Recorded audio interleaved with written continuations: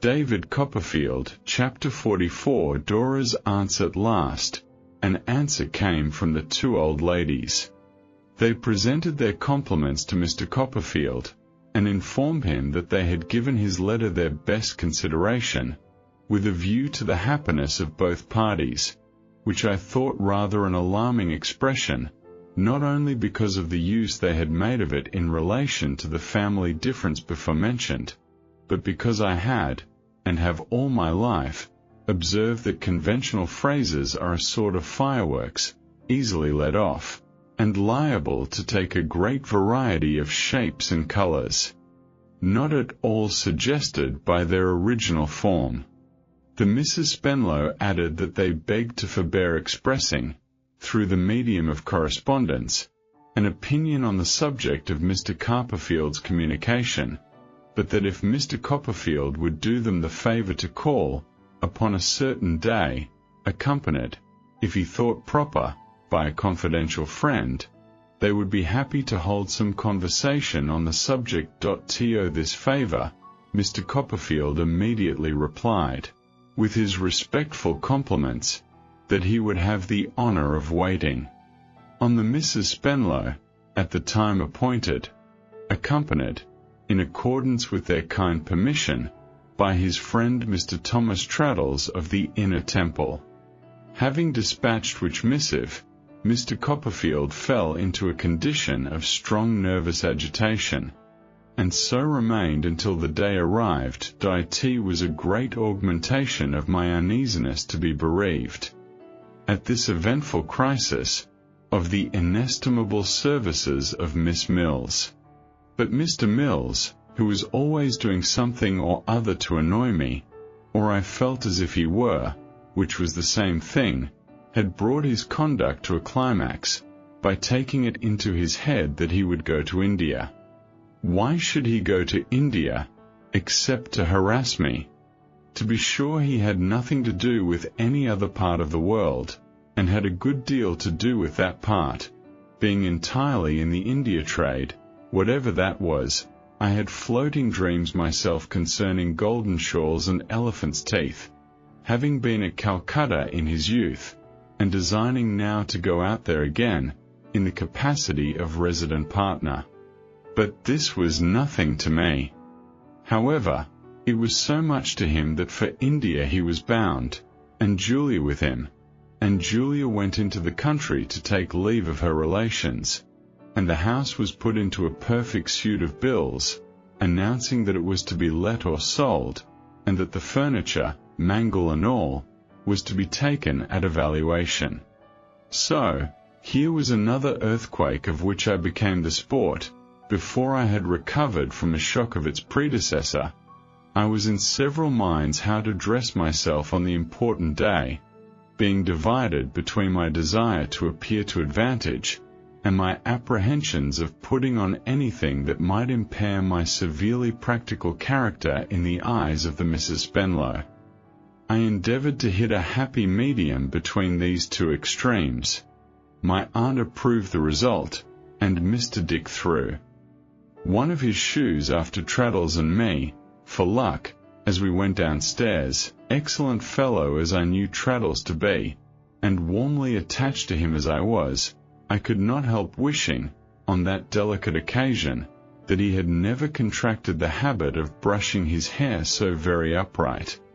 It gave him a surprised look, not to say a hearth-broomy kind of expression, which, my apprehensions whispered, might be fatal to us. That I took the liberty of mentioning it to Traddles, as we were walking to Putney, and saying that if he would smooth it down a little, "My dear Copperfield," said Traddles, lifting off his hat, and rubbing his hair all kinds of ways, "nothing would give me greater pleasure." "But it won't be smoothed down," said I. "No," said Traddles, "nothing will induce it. If I was to carry 100 weight upon it, all the way to Putney, it would be up again the moment the weight was taken off. You have no idea what obstinate hair mine is, Copperfield. I am quite a fretful porcupine." I was a little disappointed, I must confess, but thoroughly charmed by his good nature too. I told him how I esteemed his good nature, and said that his hair must have taken all the obstinacy out of his character, for he had none. Oh, returned Traddles, laughing. I assure you, it's quite an old story, my unfortunate hair. My uncle's wife couldn't bear it. She said it exasperated her. It stood very much in my way, too, when I first fell in love with Sophie. Very much. Did she object to it? She didn't, rejoined Traddles, but her eldest sister, the one that's the beauty, quite made game of it, I understand. In fact, all the sisters laugh at it. Agreeable, said I. Yes, returned Traddles with perfect innocence. It's a joke for us. They pretend that Sophie has a lock of it in her desk, and is obliged to shut it in a clasped book to keep it down. We laugh about it. By the by, my dear Traddles, said I, your experience may suggest something to me. When you became engaged to the young lady whom you have just mentioned, did you make a regular proposal to her family? Was there anything like what we are going through today, for instance? I added, nervously. Why, replied Traddles, on whose attentive face a thoughtful shade had stolen, it was rather a painful transaction, Copperfield, in my case. You see, Sophie being of so much use in the family, none of them could endure the thought of her ever being married. Indeed, they had quite settled among themselves that she never was to be married, and they called her the old maid. Accordingly, when I mentioned it, with the greatest precaution, to Mrs. Cruller, the mamma, said I. The mamma, said Traddles, Reverend Horace Cruller. When I mentioned it with every possible precaution to Mrs. Cruller, the effect upon her was such that she gave a scream and became insensible. I couldn't approach the subject again, for months. You did at last, said I. Well, the Reverend Horace did, said Traddles. He is an excellent man, most exemplary in every way, and he pointed out to her that she ought, as a Christian, to reconcile herself to the sacrifice, especially as it was so uncertain, and to bear no uncharitable feeling towards me. As to myself, Copperfield, I give you my word, I felt a perfect bird of prey towards the family. The sisters took your part, I hope, Traddles. Why, I can't say they did, he returned. When we had comparatively reconciled Mrs. Cruller to it, we had to break it to Sarah. You recollect my mentioning Sarah as the one that has something the matter with her spine? Perfectly. She clenched both her hands, said Traddles, looking at me in dismay, shut her eyes, turned lead color, became perfectly stiff, and took nothing for 2 days but toast and water, administered with a teaspoon. What a very unpleasant girl, Traddles. I remarked. Oh, I beg your pardon, Copperfield, said Traddles. She is a very charming girl, but she has a great deal of feeling. In fact, they all have. Sophie told me afterwards that the self-reproach she underwent while she was in attendance upon Sarah, no words could describe. I know it must have been severe, by my own feelings, Copperfield, which were like a criminal's. After Sarah was restored, we still had to break it to the other 8, and it produced various effects upon them of a most pathetic nature. The 2 little ones, whom Sophie educates, have only just left off detesting me. At any rate, they are all reconciled to it now, I hope. Said I. Yes, I should say they were, on the whole, resigned to it, said Traddles, doubtfully. The fact is, we avoid mentioning the subject, and my unsettled prospects and indifferent circumstances are a great consolation to them. There will be a deplorable scene whenever we are married. It will be much more like a funeral than a wedding, and they'll all hate me for taking her away. His honest face, as he looked at me with a serio-comic shake of his head, impresses me more in the remembrance than it did in the reality, for I was by this time in a state of such excessive trepidation and wandering of mind as to be quite unable to fix my attention on anything. On our approaching the house where the Mrs. Spenlow lived, I was at such a discount in respect of my personal looks and presence of mind, that Traddles proposed a gentle stimulant in the form of a glass of ale. This having been administered at a neighbouring public-house, he conducted me, with tottering steps, to the Mrs. Spenlow's door that I had a vague sensation of being, as it were, on view, when the maid opened it, and of wavering, somehow, across a hall with a weather-glass in it, into a quiet little drawing-room on the ground floor, commanding a neat garden. Also of sitting down here, on a sofa, and seeing Traddles's hair start up, now his hat was removed, like one of those obtrusive little figures made of springs, that fly out of fictitious snuff-boxes when the lid is taken off.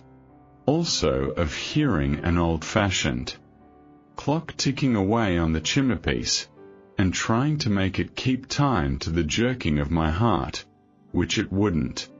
Also of looking round the room for any sign of Dora, and seeing none. Also of thinking that Jip once barked in the distance, and was instantly choked by somebody. Ultimately, I found myself backing Traddles into the fireplace, and bowing in great confusion to two dry little elderly ladies, dressed in black, and each looking wonderfully like a preparation in chip or tan of the late Mr. Spenlow. "Pray," said one of the two little ladies, "be seated." When I had done tumbling over Traddles, and had sat upon something which was not a cat, my first seat was, I so far recovered my sight, as to perceive that Mr. Spenlow had evidently been the youngest of the family, that there was a disparity of 6 or 8 years between the two sisters, and that the younger appeared to be the manager of the conference, inasmuch as she had my letter in her hand, so familiar as it looked to me, and yet so odd, and was referring to it through an eyeglass. They were dressed alike, but this sister wore her dress with a more youthful air than the other, and perhaps had a trifle more frill, or tucker, or brooch, or bracelet, or some little thing of that kind, which made her look more lively. They were both upright in their carriage, formal, precise, composed, and quiet.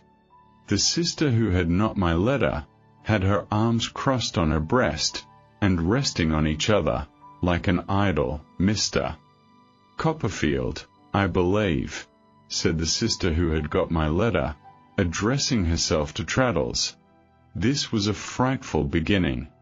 Traddles had to indicate that I was Mr. Copperfield, and I had to lay claim to myself, and they had to divest themselves of a preconceived opinion that Traddles was Mr. Copperfield, and altogether we were in a nice condition. To improve it, we all distinctly heard Jip give 2 short barks, and receive another choke. "Mr. Copperfield," said the sister with the letter. "I did something, bowed, I suppose, and was all attention, when the other sister struck in. "My sister Lavinia," said she, "being conversant with matters of this nature, will state what we consider most calculated to promote the happiness of both parties." I discovered afterwards that Miss Lavinia was an authority in affairs of the heart, by reason of there having anciently existed a certain Mr. Pidger, who played short whist, and was supposed to have been enamoured of her. My private opinion is, that this was entirely a gratuitous assumption, and that Pidger was altogether innocent of any such sentiments, to which he had never given any sort of expression that I could ever hear of. Both Miss Lavinia and Miss Clarissa had a superstition, however, that he would have declared his passion, if he had not been cut short in his youth, at about 60, by overdrinking his constitution, and overdoing an attempt to set it right again by swilling bath water. They had a lurking suspicion even, that he died of secret love, though I must say there was a picture of him in the house with a damask nose, which concealment did not appear to have ever preyed upon. We will not, said Miss Lavinia, enter on the past history of this matter. Our poor brother Francis's death has cancelled that. We had not, said Miss Clarissa, been in the habit of frequent association with our brother Francis, but there was no decided division or disunion between us. Francis took his road, we took ours. We considered it conducive to the happiness of all parties that it should be so, and it was so. Each of the sisters leaned a little forward to speak, shook her head after speaking, and became upright again when silent. Miss Clarissa never moved her arms. She sometimes played tunes upon them with her fingers, minuets and marches I should think, but never moved them. Our niece's position, or supposed position, is much changed by our brother Francis's death, said Miss Lavinia, and therefore we consider our brother's opinions as regarded her position as being changed too. We have no reason to doubt, Mr. Copperfield, that you are a young gentleman possessed of good qualities and honourable character, or that you have an affection, or are fully persuaded that you have an affection, for our niece. I replied, as I usually did whenever I had a chance, that nobody had ever loved anybody else as I loved Dora. Traddles came to my assistance with a confirmatory murmur. Miss Lavinia was going on to make some rejoinder, when Miss Clarissa, who appeared to be incessantly beset by a desire to refer to her brother Francis, struck in again. If Dora's mamma, she said, when she married our brother Francis, had at once said that there was not room for the family at the dinner table, it would have been better for the happiness of all parties. Sister Clarissa, said Miss Lavinia, perhaps we needn't mind that now. Sister Lavinia, said Miss Clarissa, it belongs to the subject. With your branch of the subject, on which alone you are competent to speak, I should not think of interfering. On this branch of the subject I have a voice and an opinion.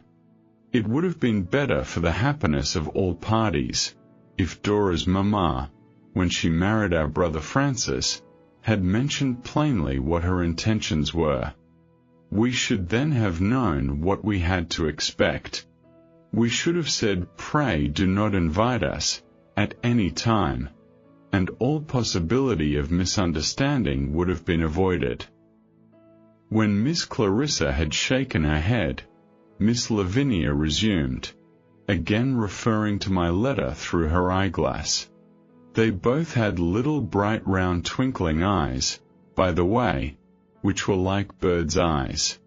They were not unlike birds, altogether, having a sharp, brisk, sudden manner, and a little short, spruce way of adjusting themselves, like canaries. Miss Lavinia, as I have said, resumed, you ask permission of my sister Clarissa and myself, Mr. Copperfield, to visit here, as the accepted suitor of our niece.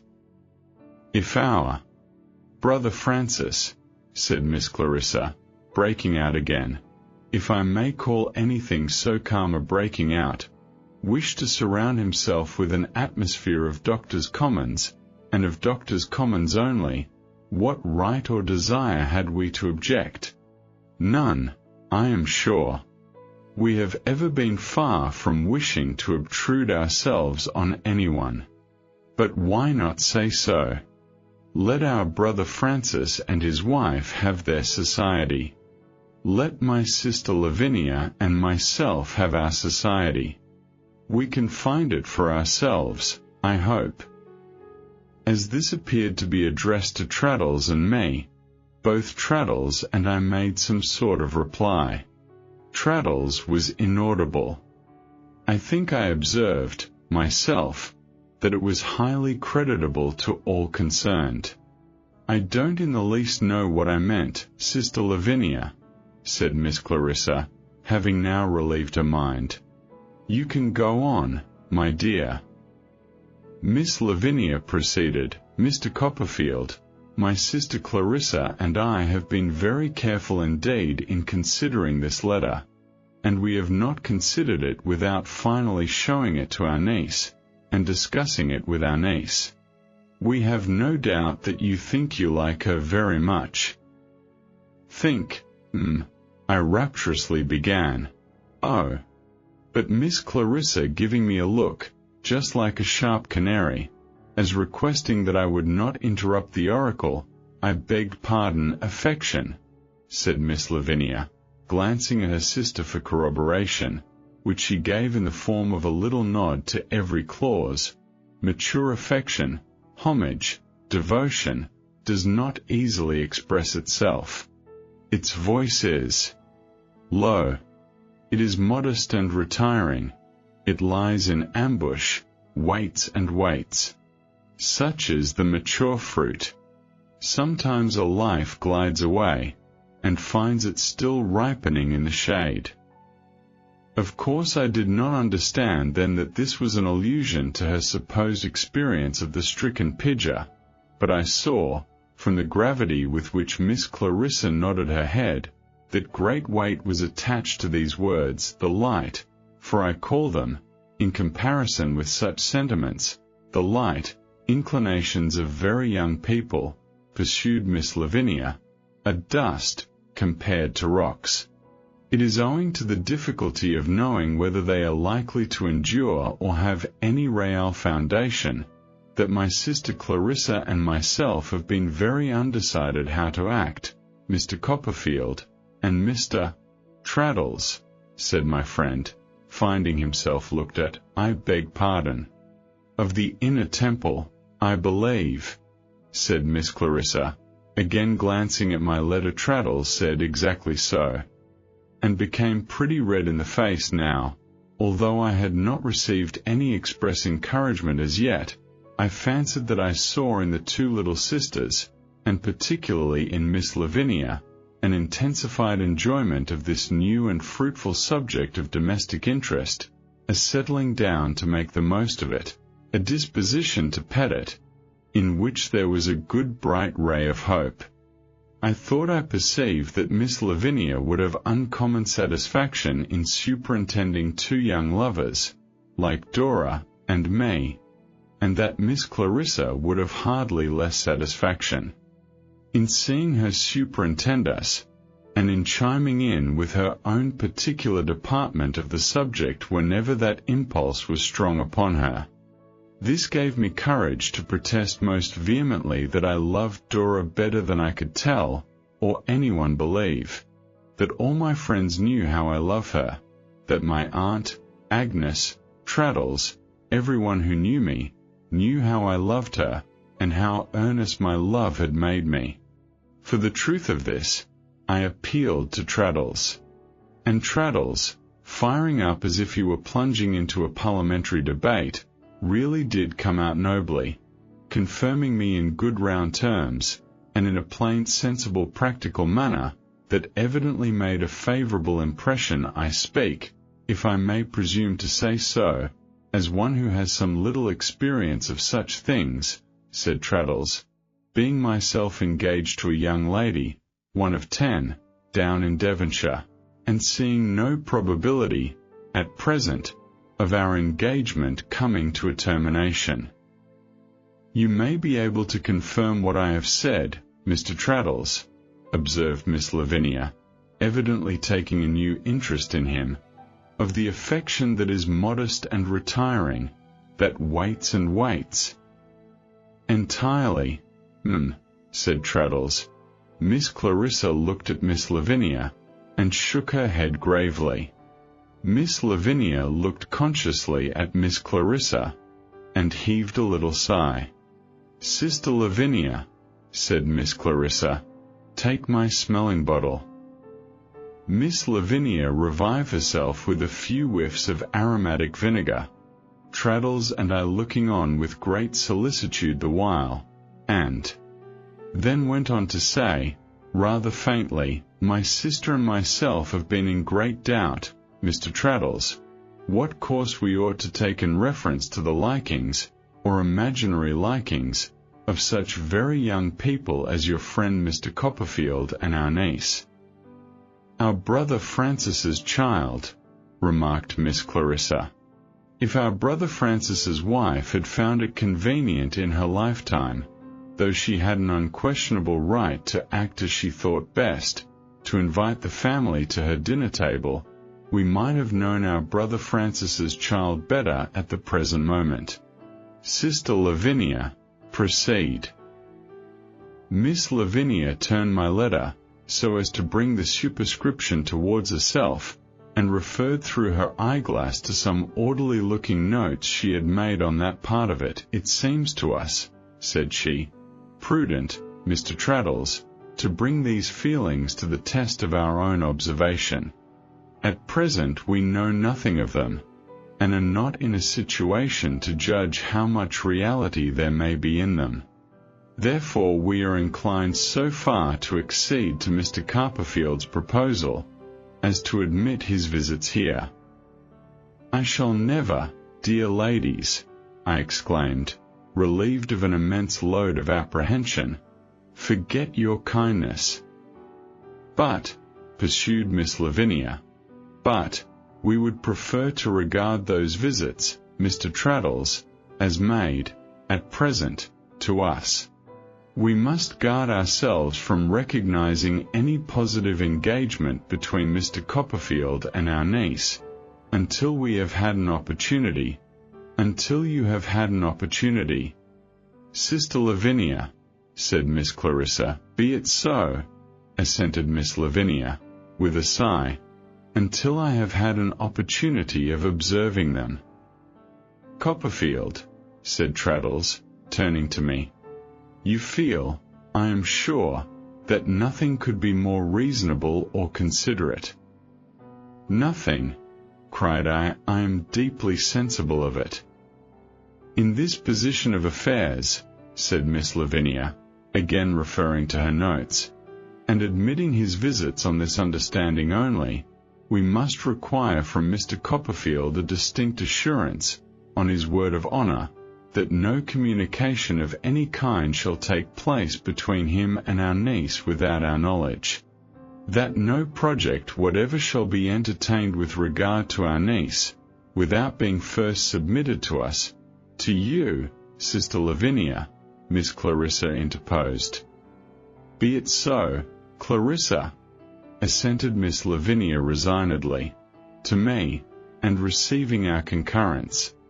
"We must make this a most express and serious stipulation, not to be broken on any account. We wished Mr. Copperfield to be accompanied by some confidential friend today," with an inclination of her head towards Traddles, who bowed, "in order that there might be no doubt or misconception on this subject. If Mr. Copperfield, or if you, Mr. Traddles, feel the least scruple in giving this promise, I beg you to take time to consider it." I exclaimed, in a state of high ecstatic fervor, that not a moment's consideration could be necessary. I bound myself by the required promise, in a most impassioned manner, called upon Traddles to witness it, and denounced myself as the most atrocious of characters if I ever swerve from it in the least degree. "Stay," said Miss Lavinia, holding up her hand. "We resolved, before we had the pleasure of receiving you two gentlemen, to leave you alone for a quarter of an hour, to consider this point. You will allow us to retire." It was in vain for me to say that no consideration was necessary. They persisted in withdrawing for the specified time.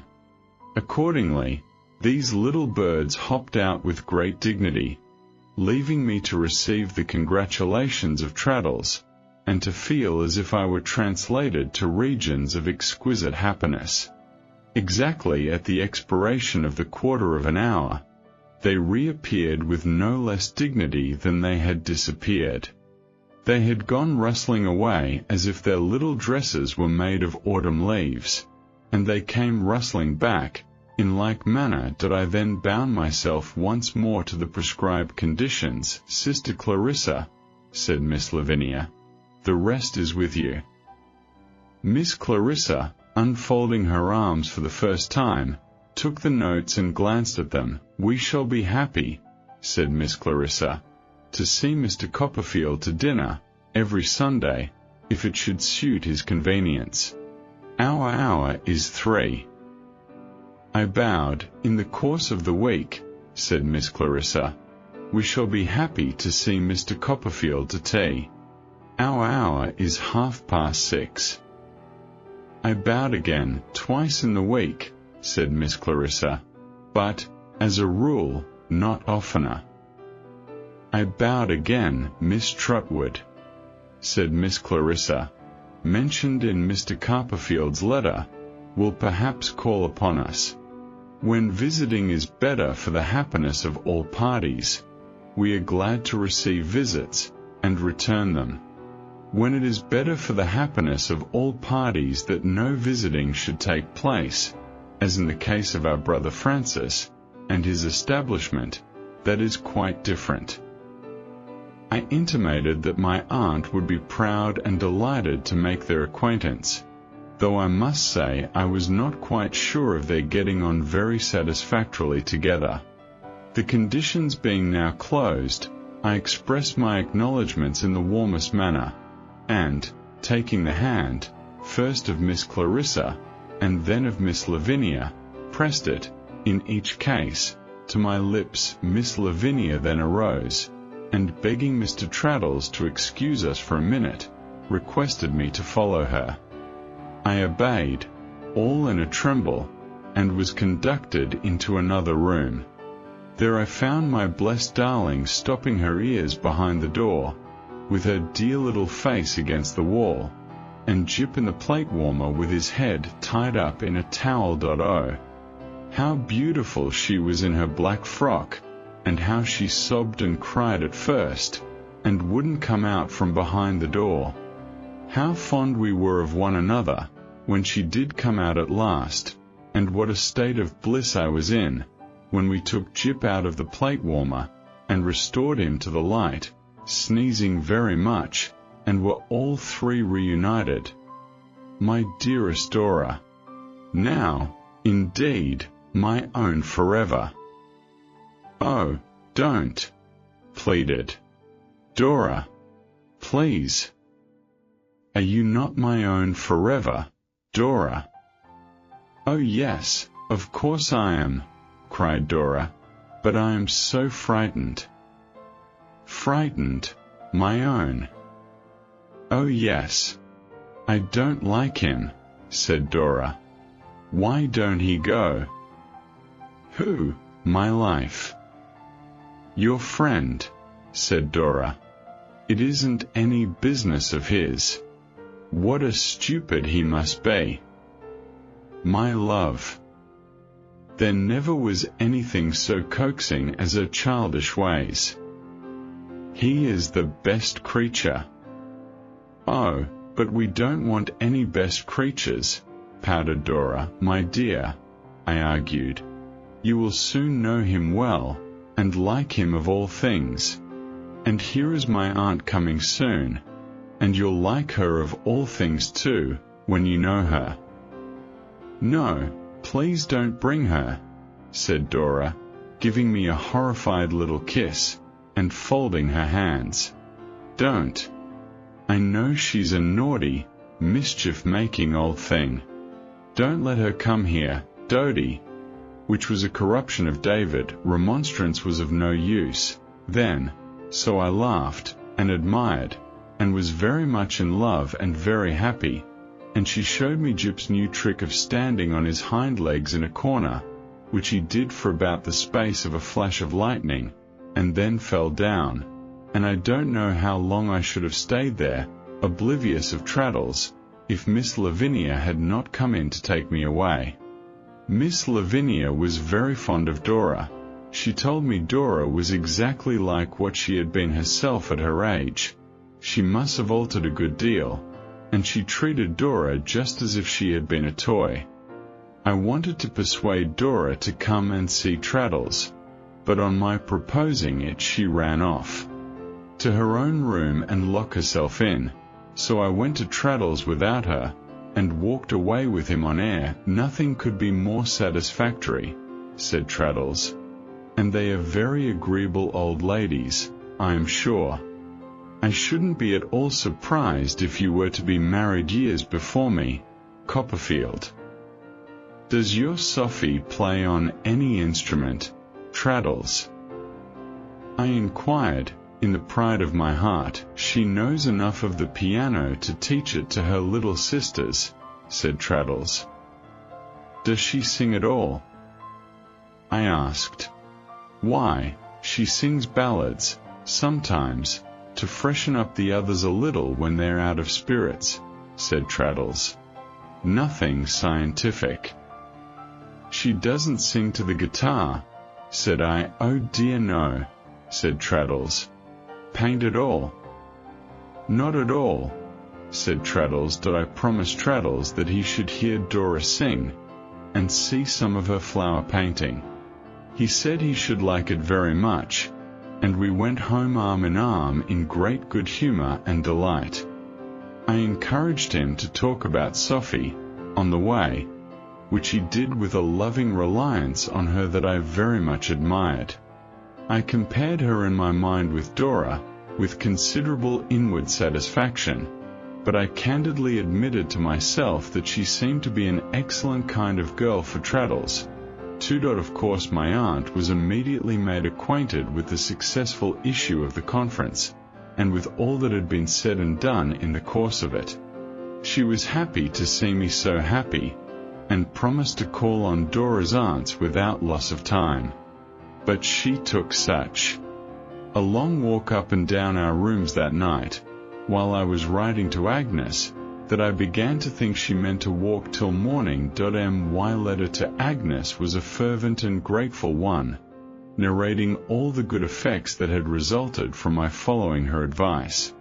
She wrote, by return of post, to me.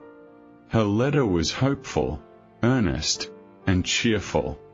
She was always cheerful from that time that I had my hands more full than ever. Now, my daily journeys to Highgate considered, Putney was a long way off, and I naturally wanted to go there as often as I could. The proposed tea drinkings being quite impracticable, I compounded with Miss Lavinia for permission to visit every Saturday afternoon, without detriment to my privileged Sundays. So, the close of every week was a delicious time for me, and I got through the rest of the week by looking forward to it. I was wonderfully relieved to find that my aunt and Dora's aunts rubbed on, all things considered, much more smoothly than I could have expected. My aunt made her promised visit within a few days of the conference, and within a few more days, Dora's aunts called upon her, in due state and form. Similar but more friendly exchanges took place afterwards, usually at intervals of 3 or 4 weeks.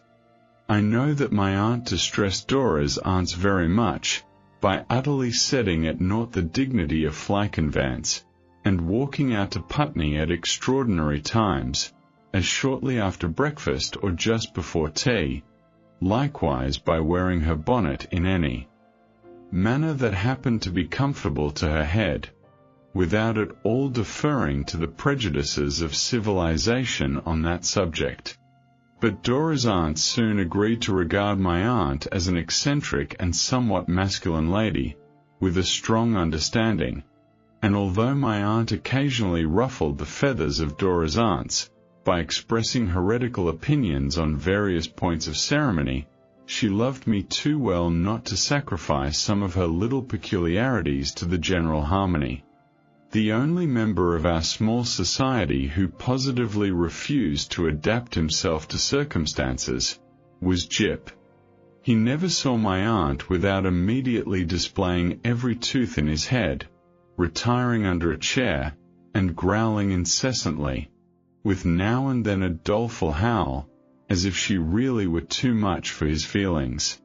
All kinds of treatment were tried with him, coaxing, scolding, slapping, bringing him to Buckingham Street, where he instantly dashed at the two cats, to the terror of all beholders, but he never could prevail upon himself to bear my aunt's society. He would sometimes think he had got the better of his objection, and be amiable for a few minutes, and then would put up his snub nose, and howl to that extent, that there was nothing for it but to blind him and put him in the plate warmer. At length, Dora regularly muffled him in a towel and shut him up there. Whenever my aunt was reported at the door point, one thing troubled me much, after we had fallen into this quiet train. It was, that Dora seemed by one consent to be regarded like a pretty toy or plaything. My aunt, with whom she gradually became familiar, always called her Little Blossom, and the pleasure of Miss Lavinia's life was to wait upon her, curl her hair, make ornaments for her, and treat her like a pet child. What Miss Lavinia did, her sister did as a matter of course. It was very odd to me, but they all seemed to treat Dora, in her degree, much as Dora treated Jip in his. I made up my mind to speak to Dora about this, and one day when we were out walking, for we were licensed by Miss Lavinia, after a while, to go out walking by ourselves, I said to her that I wished she could get them to behave towards her differently, because you know, my darling, I remonstrated, you are not a child. There, said Dora. Now you're going to be cross. Cross, my love.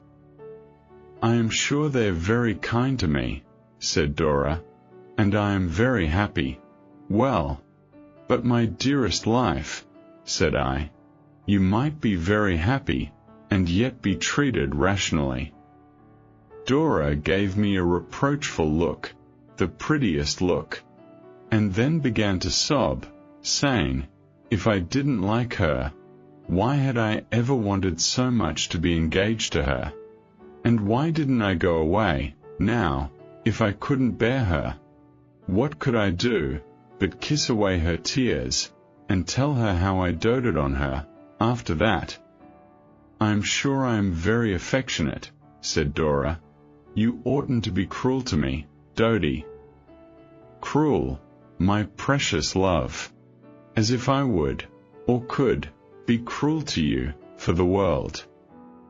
Then don't find fault with me, said Dora, making a rosebud of her mouth, and I'll be good.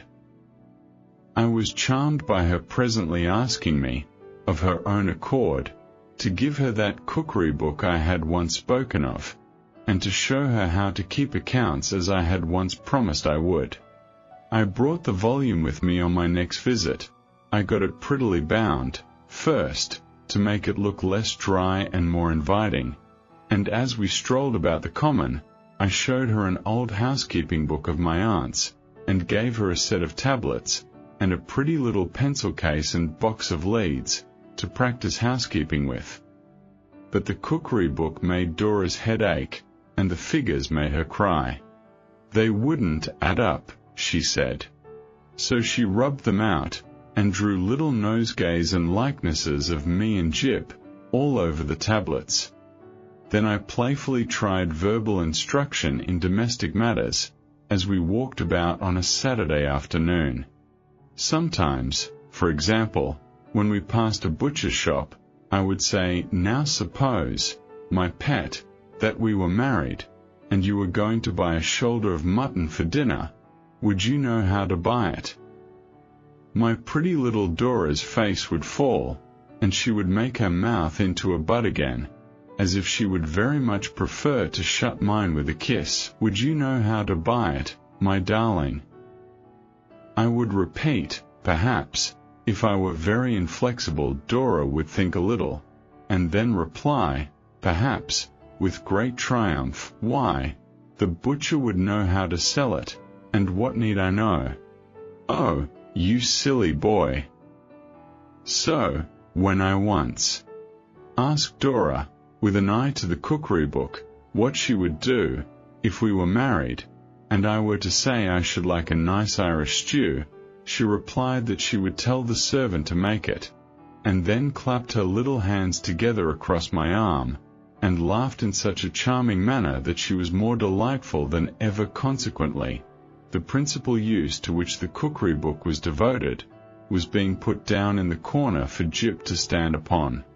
But Dora was so pleased, when she had trained him to stand upon it without offering to come off, and at the same time to hold the pencil case in his mouth, that I was very glad I had bought it, and we fell back on the guitar case, and the flower painting, and the songs about never leaving off dancing, ta-ra-la, and were as happy as the week was long. I occasionally wished I could venture to hint to Miss Lavinia that she treated the darling of my heart a little too much like a plaything, and I sometimes awoke, as it were, wondering to find that I had fallen into the general fault, and treated her like a plaything too, but not often. David Copperfield, Chapter 42. Mischief. I feel as if it were not for me to record, even though this manuscript is intended for no eyes but mine, how hard I worked at that tremendous shorthand, and all improvement appertaining to it, in my sense of responsibility to Dora and her aunts. I will only add, to what I have already written of my perseverance at this time of my life, and of a patient and continuous energy which then began to be matured within me, and which I know to be the strong part of my character, if it have any strength at all, that there, on looking back, I find the source of my success. I have been very fortunate in worldly matters. Many men have worked much harder, and not succeeded half so well, but I never could have done what I have done, without the habits of punctuality, order, and diligence, without the determination to concentrate myself on one object at a time, no matter how quickly its successor should come upon its heels, which I then formed. Heaven knows I write this in no spirit of self-laudation. The man who reviews his own life, as I do mine, in going on here, from page to page, had need to have been a good man indeed, if he would be spared the sharp consciousness of many talents neglected, many opportunities wasted, many erratic and perverted feelings constantly at war within his breast, and defeating him. I do not hold one natural gift, I dare say, that I have not abused. My meaning simply is, that whatever I have tried to do in life, I have tried with all my heart to do well, that whatever I have devoted myself to, I have devoted myself to completely, that in great aims and in small, I have always been thoroughly in earnest. I have never believed it possible that any natural or improved ability can claim immunity from the companionship of the steady, plain, hard-working qualities, and hope to gain its end. There is no such thing as such fulfillment on this earth. Some happy talent, and some fortunate opportunity, may form the two sides of the ladder on which some men mount, but the rounds of that ladder must be made of stuff to stand wear and tear, and there is no substitute for thoroughgoing, ardent, and sincere earnestness. Never to put one hand to anything on which I could throw my whole self, and never to affect depreciation of my work, whatever it was, I find, now, to have been my golden rules. How much of the practice I have just reduced to precept, I owe to Agnes, I will not repeat here. My narrative proceeds to Agnes. With a thankful love, she came on a visit of a fortnight to the doctor's. Mr. Wickfield was the doctor's old friend, and the doctor wished to talk with him, and do him good. It had been matter of conversation with Agnes when she was last in town, and this visit was the result. She and her father came together. I was not much surprised to hear from her that she had engaged to find a lodging in the neighborhood for Mrs. Heap, whose rheumatic complaint required change of air, and who would be charmed to have it in such company. Neither was I surprised when, on the very next day, Uriah, like a dutiful son, brought his worthy mother to take possession. You see, Master Copperfield, said he, as he forced himself upon my company for a turn in the doctor's garden, where a person loves, a person is a little jealous, leastways, anxious to keep an eye on the beloved one. Of whom are you jealous, now? Said I. Thanks to you, Master Copperfield, he returned. Of no one in particular just at present, no male person, at least. Do you mean that you are jealous of a female person? He gave me a sidelong glance out of his sinister red eyes, and laughed. Really, Master Copperfield, he said. I should say Mr., but I know you'll excuse the bit I've got into. You're so insinuating, that you draw me like a corkscrew. Well, I don't mind telling you, putting his fish-like hand on mine. I'm not a ladies' man in general, sir, and I never was, with Mrs. Strong. His eyes looked green now, as they watched mine with a rascally cunning. What do you mean? Said I. Why, though I am a lawyer, Master Copperfield, he replied, with a dry grin, I mean, just at present, what I say. And what do you mean by your look? I retorted, quietly. By my look? Dear me, Copperfield, that's sharp practice. What do I mean by my look? Yes, said I, by your look. He seemed very much amused, and laughed as heartily as it was in his nature to laugh. After some scraping of his chin with his hand, he went on to say, with his eyes cast downward, still scraping, very slowly, when I was but an humble clerk, she always looked down upon me. She was forever having my Agnes backwards and forwards at her ruse, and she was forever being a friend to you, Master Copperfield.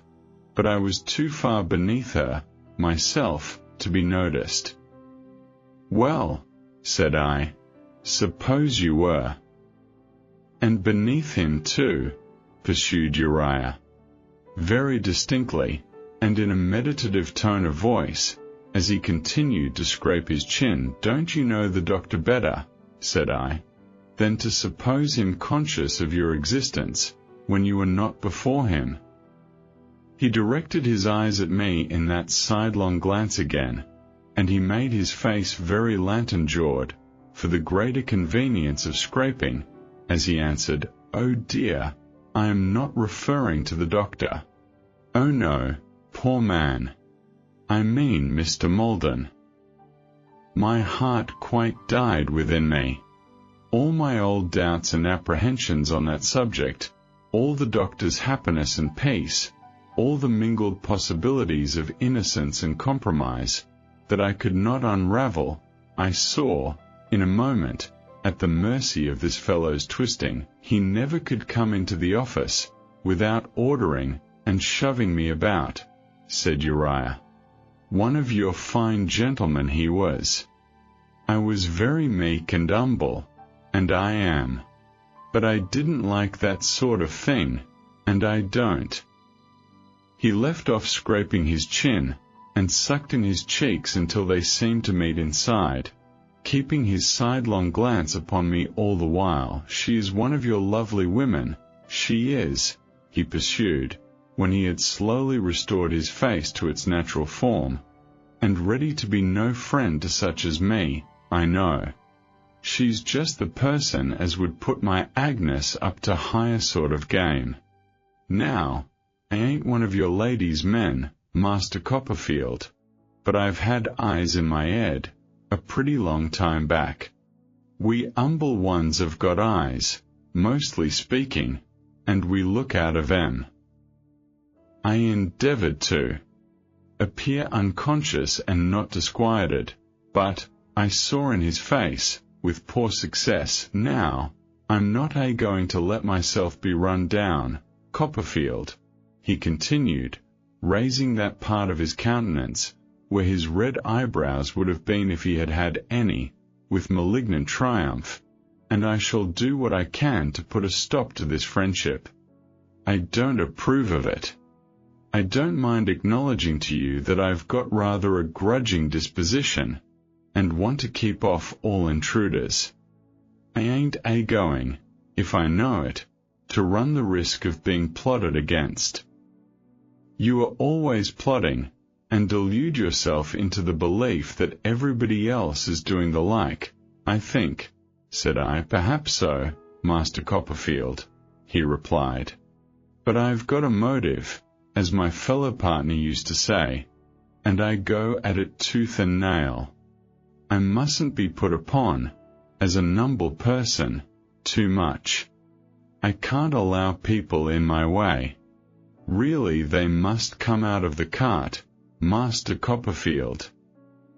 I don't understand you, said I. Don't you, though? He returned, with one of his jerks. I'm astonished at that, Master Copperfield, you being usually so quick. I'll try to be plainer, another time. Is that Mr. Malden Anorseback, ringing at the gate, sir? It looks like him, I replied, as carelessly as I could. Uriah stopped short, put his hands between his great knobs of knees, and doubled himself up with laughter. With perfectly silent laughter. Not a sound escaped from him. I was so repelled by his odious behavior, particularly by this concluding instance, that I turned away without any ceremony, and left him doubled up in the middle of the garden, like a scarecrow in want of support. It was not on that evening, but, as I well remember, on the next evening but one, which was a Sunday, that I took Agnes to see Dora. I had arranged the visit, beforehand, with Miss Lavinia, and Agnes was expected to tea. I was in a flutter of pride and anxiety. Pride in my dear little betrothed, and anxiety that Agnes should like her. All the way to Putney, Agnes being inside the stagecoach, and I outside, I pictured Dora to myself in every one of the pretty looks I knew so well, now making up my mind that I should like her to look exactly as she looked at such a time, and then doubting whether I should not prefer her looking as she looked at such another time, and almost worrying myself into a fever about it. I was troubled by no doubt of her being very pretty, in any case, but it fell out that I had never seen her look so well. She was not in the drawing-room when I presented Agnes to her little aunts, but was shyly keeping out of the way. I knew where to look for her, now, and sure enough I found her stopping her ears again, behind the same dull old door. At first she wouldn't come at all, and then she pleaded for 5 minutes by my watch.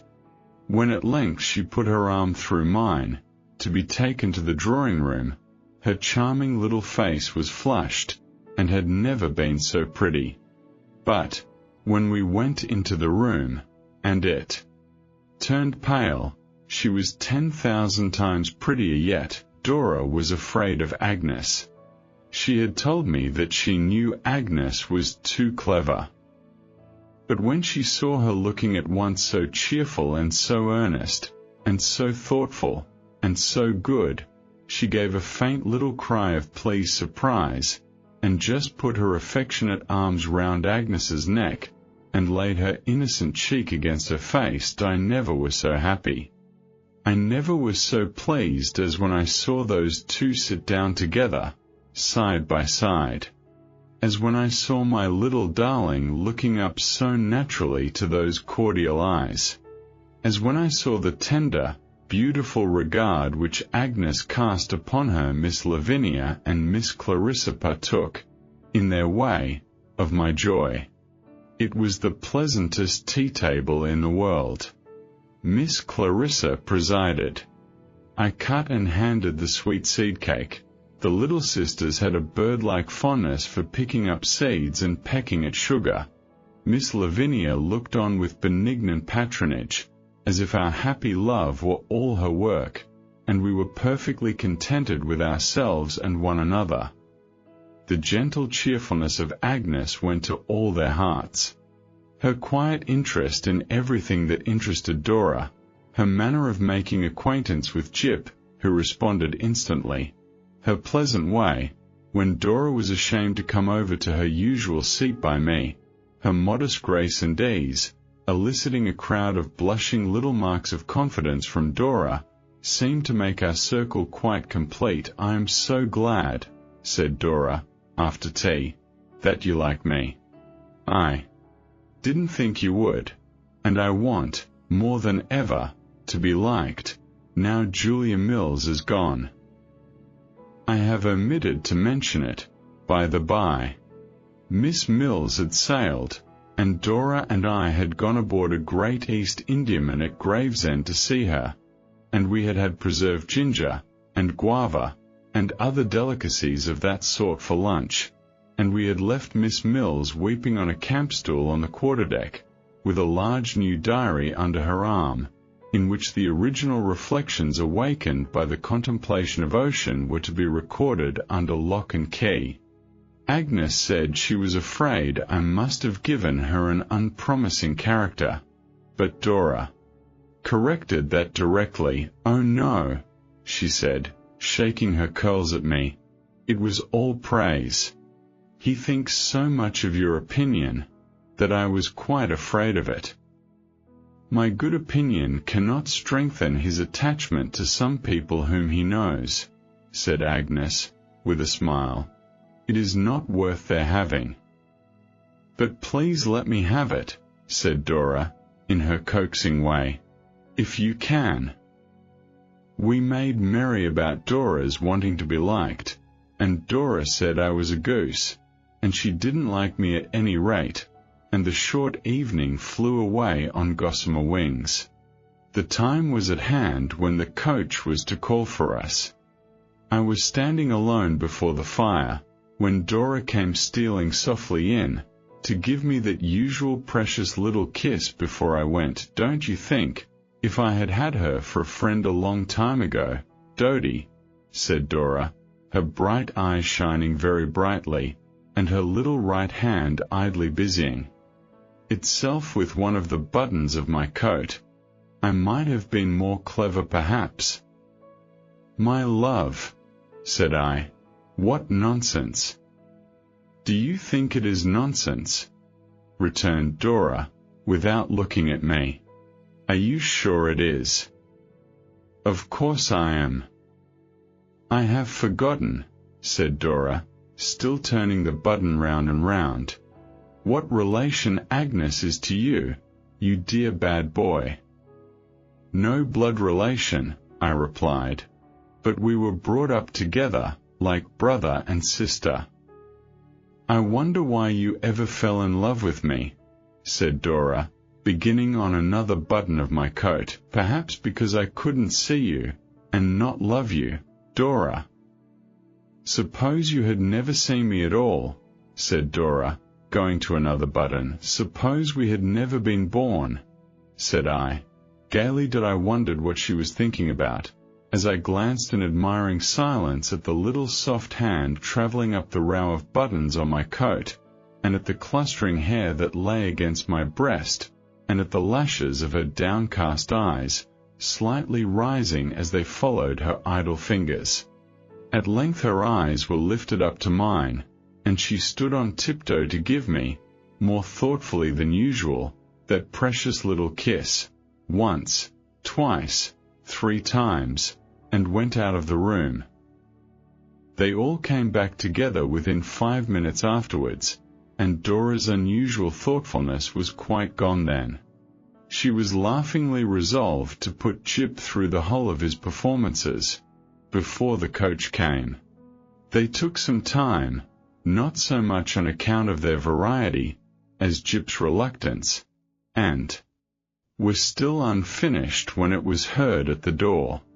There was a hurried but affectionate parting between Agnes and herself, and Dora was to write to Agnes, who was not to mind her letters being foolish, she said, and Agnes was to write to Dora, and they had a second parting at the coach door, and a third when Dora, in spite of the remonstrances of Miss Lavinia, would come running out once more to remind Agnes at the coach window about writing, and to shake her curls at me on the box. The stagecoach was to put us down near Covent Garden, where we were to take another stagecoach for Highgate. I was impatient for the short walk in the interval, that Agnes might praise Dora to me. Ah, what praise it was! How lovingly and fervently did it commend the pretty creature I had won, with all her artless graces best displayed, to my most gentle care. How thoughtfully remind me, yet with no pretence of doing so, of the trust in which I held the orphan child. Never, never, had I loved Dora so deeply and truly, as I loved her that night. When we had again alighted, and were walking in the starlight along the quiet road that led to the doctor's house, I told Agnes it was her doing. When you were sitting by her, said I, you seemed to be no less her guardian angel than mine, and you seem so now, Agnes. A poor angel, she returned, but faithful. The clear tone of her voice, going straight to my heart, made it natural to me to say, the cheerfulness that belongs to you, Agnes, and to no one else that ever I have seen, is so restored, I have observed today, that I have begun to hope you are happier at home. I am happier in myself, she said. I am quite cheerful and light-hearted.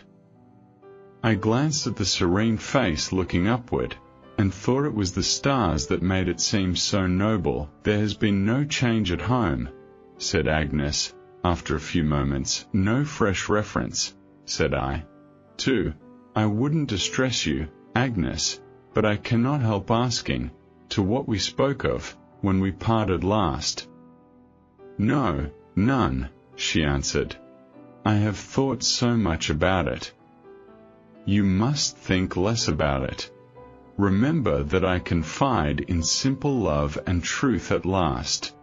Have no apprehensions for me, Trotwood, she added, after a moment.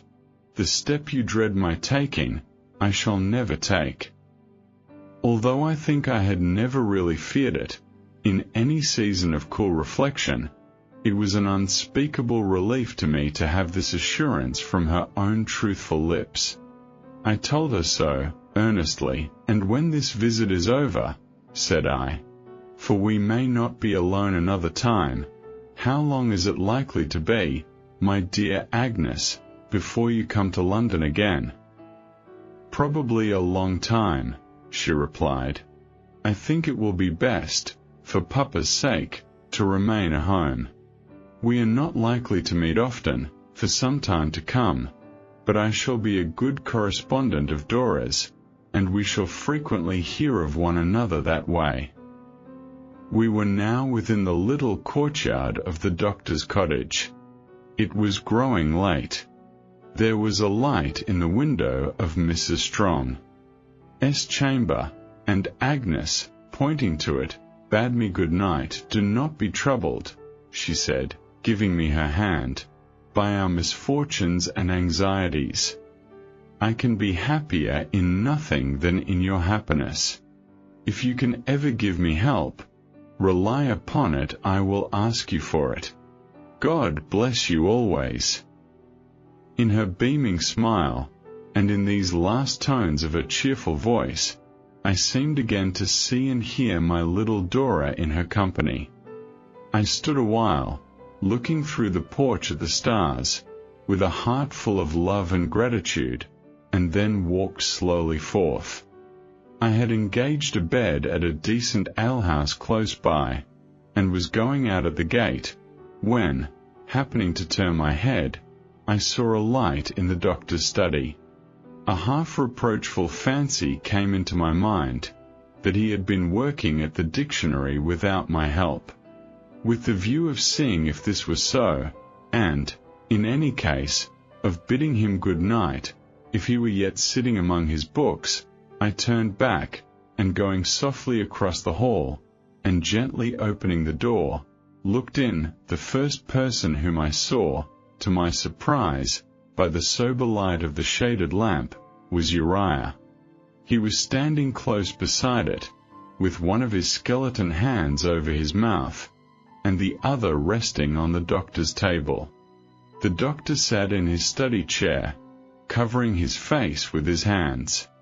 Mr. Wickfield, sorely troubled and distressed, was leaning forward, irresolutely touching the doctor's arm. For an instant, I supposed that the doctor was ill. I hastily advanced a step under that impression, when I met Uriah's eye, and saw what was the matter. I would have withdrawn, but the doctor made a gesture to detain me, and I remained. At any rate, observed Uriah, with a writhe of his ungainly person, we may keep the door shut. We needn't make it known to all the town. Saying which, he went on his toes to the door, which I had left open, and carefully closed it. He then came back, and took up his former position.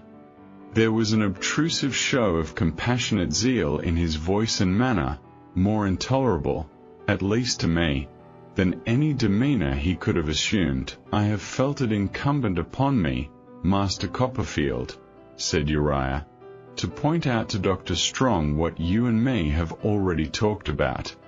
You didn't exactly understand me, though. I gave him a look, but no other answer, and, going to my good old master, said a few words that I meant to be words of comfort and encouragement.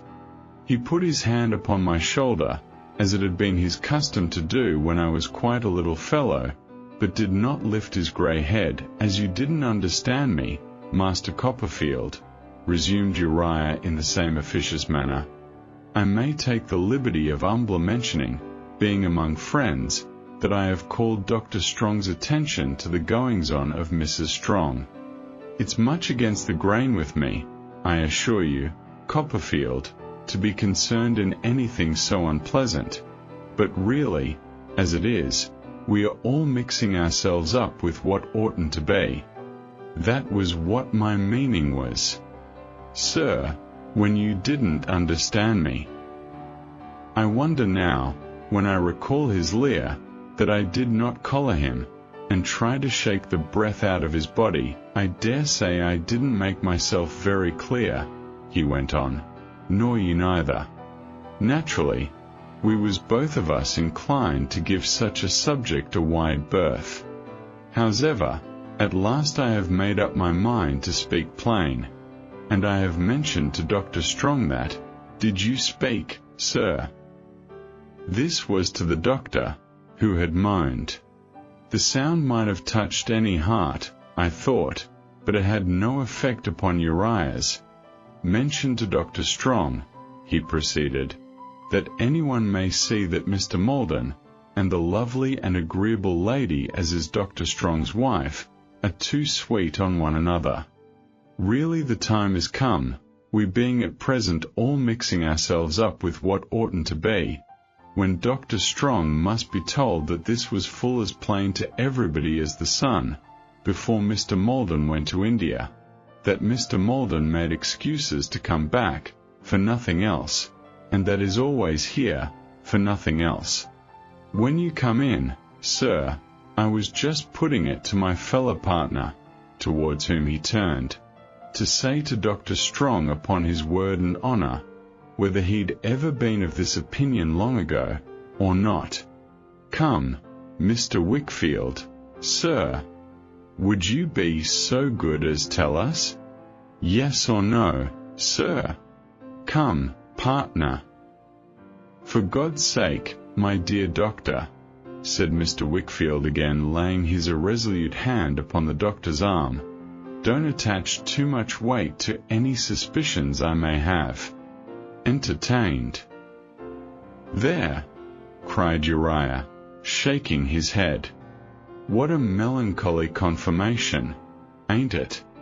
Him! Such an old friend! Bless your soul, when I was nothing but a clerk in his office, Copperfield, I've seen him 20 times, if I've seen him once, quite in a taking about it, quite put out, you know, and very proper in him as a father. I'm sure I can't blame him. To think that Miss Agnes was mixing herself up with what oughtn't to be."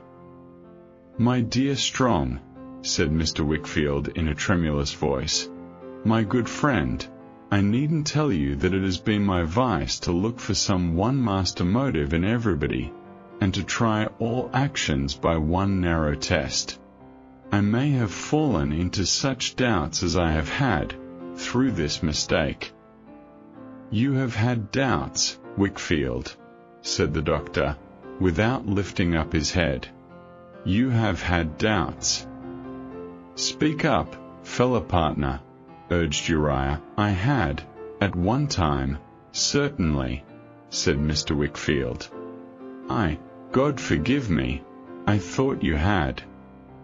"No, no, no," returned the doctor, in a tone of most pathetic grief.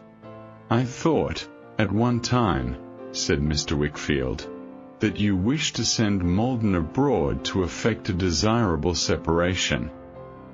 "No, no, no," returned the doctor, "to give Annie pleasure, by making some provision for the companion of her childhood.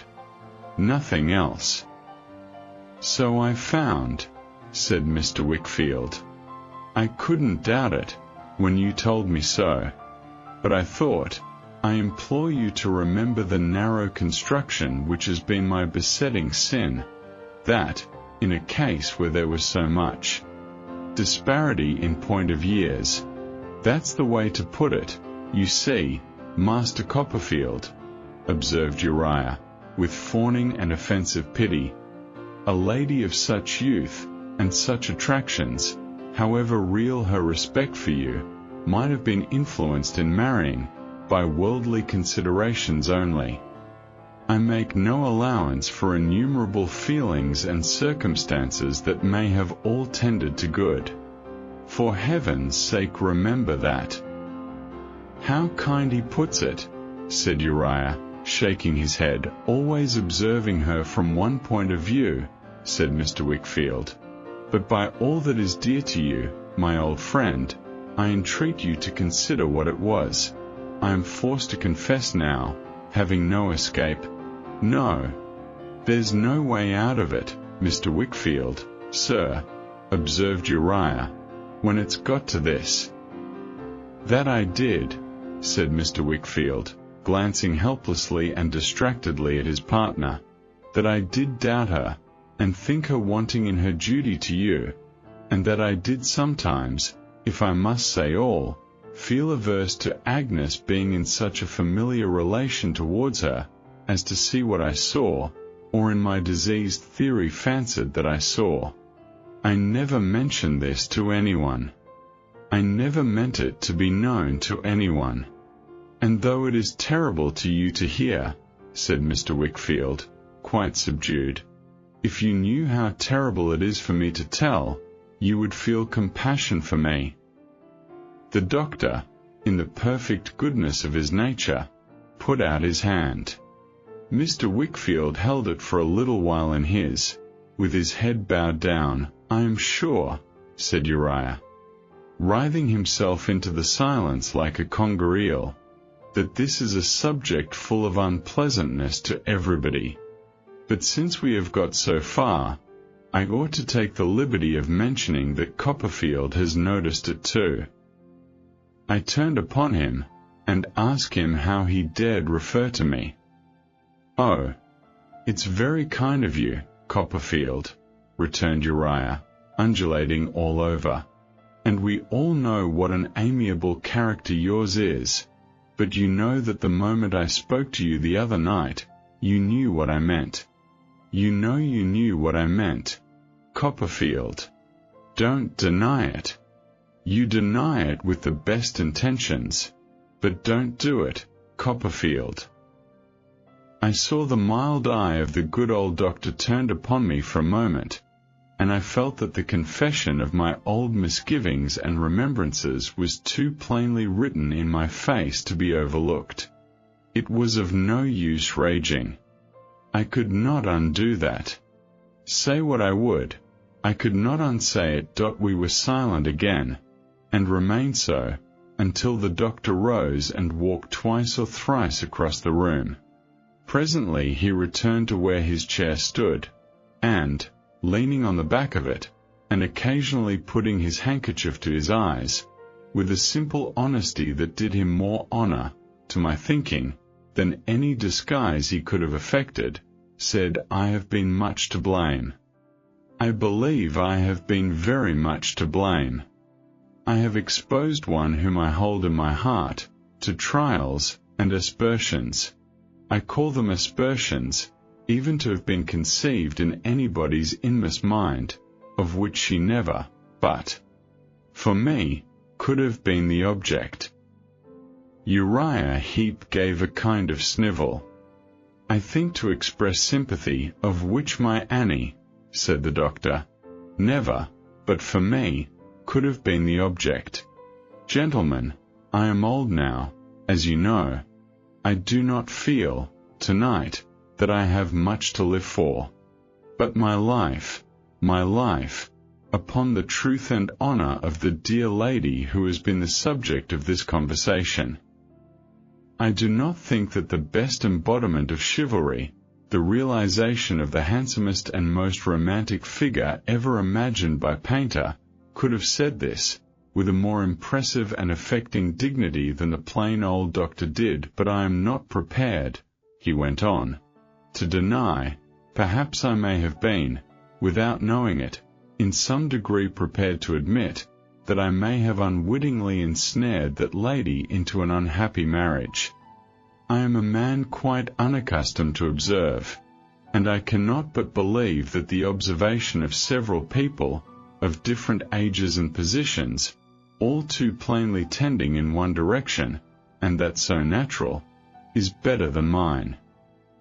I had often admired, as I have elsewhere described, his benignant manner towards his youthful wife, but the respectful tenderness he manifested in every reference to her on this occasion, and the almost reverential manner in which he put away from him the lightest doubt of her integrity, exalted him, in my eyes, beyond description. I married that lady," said the doctor, "when she was extremely young.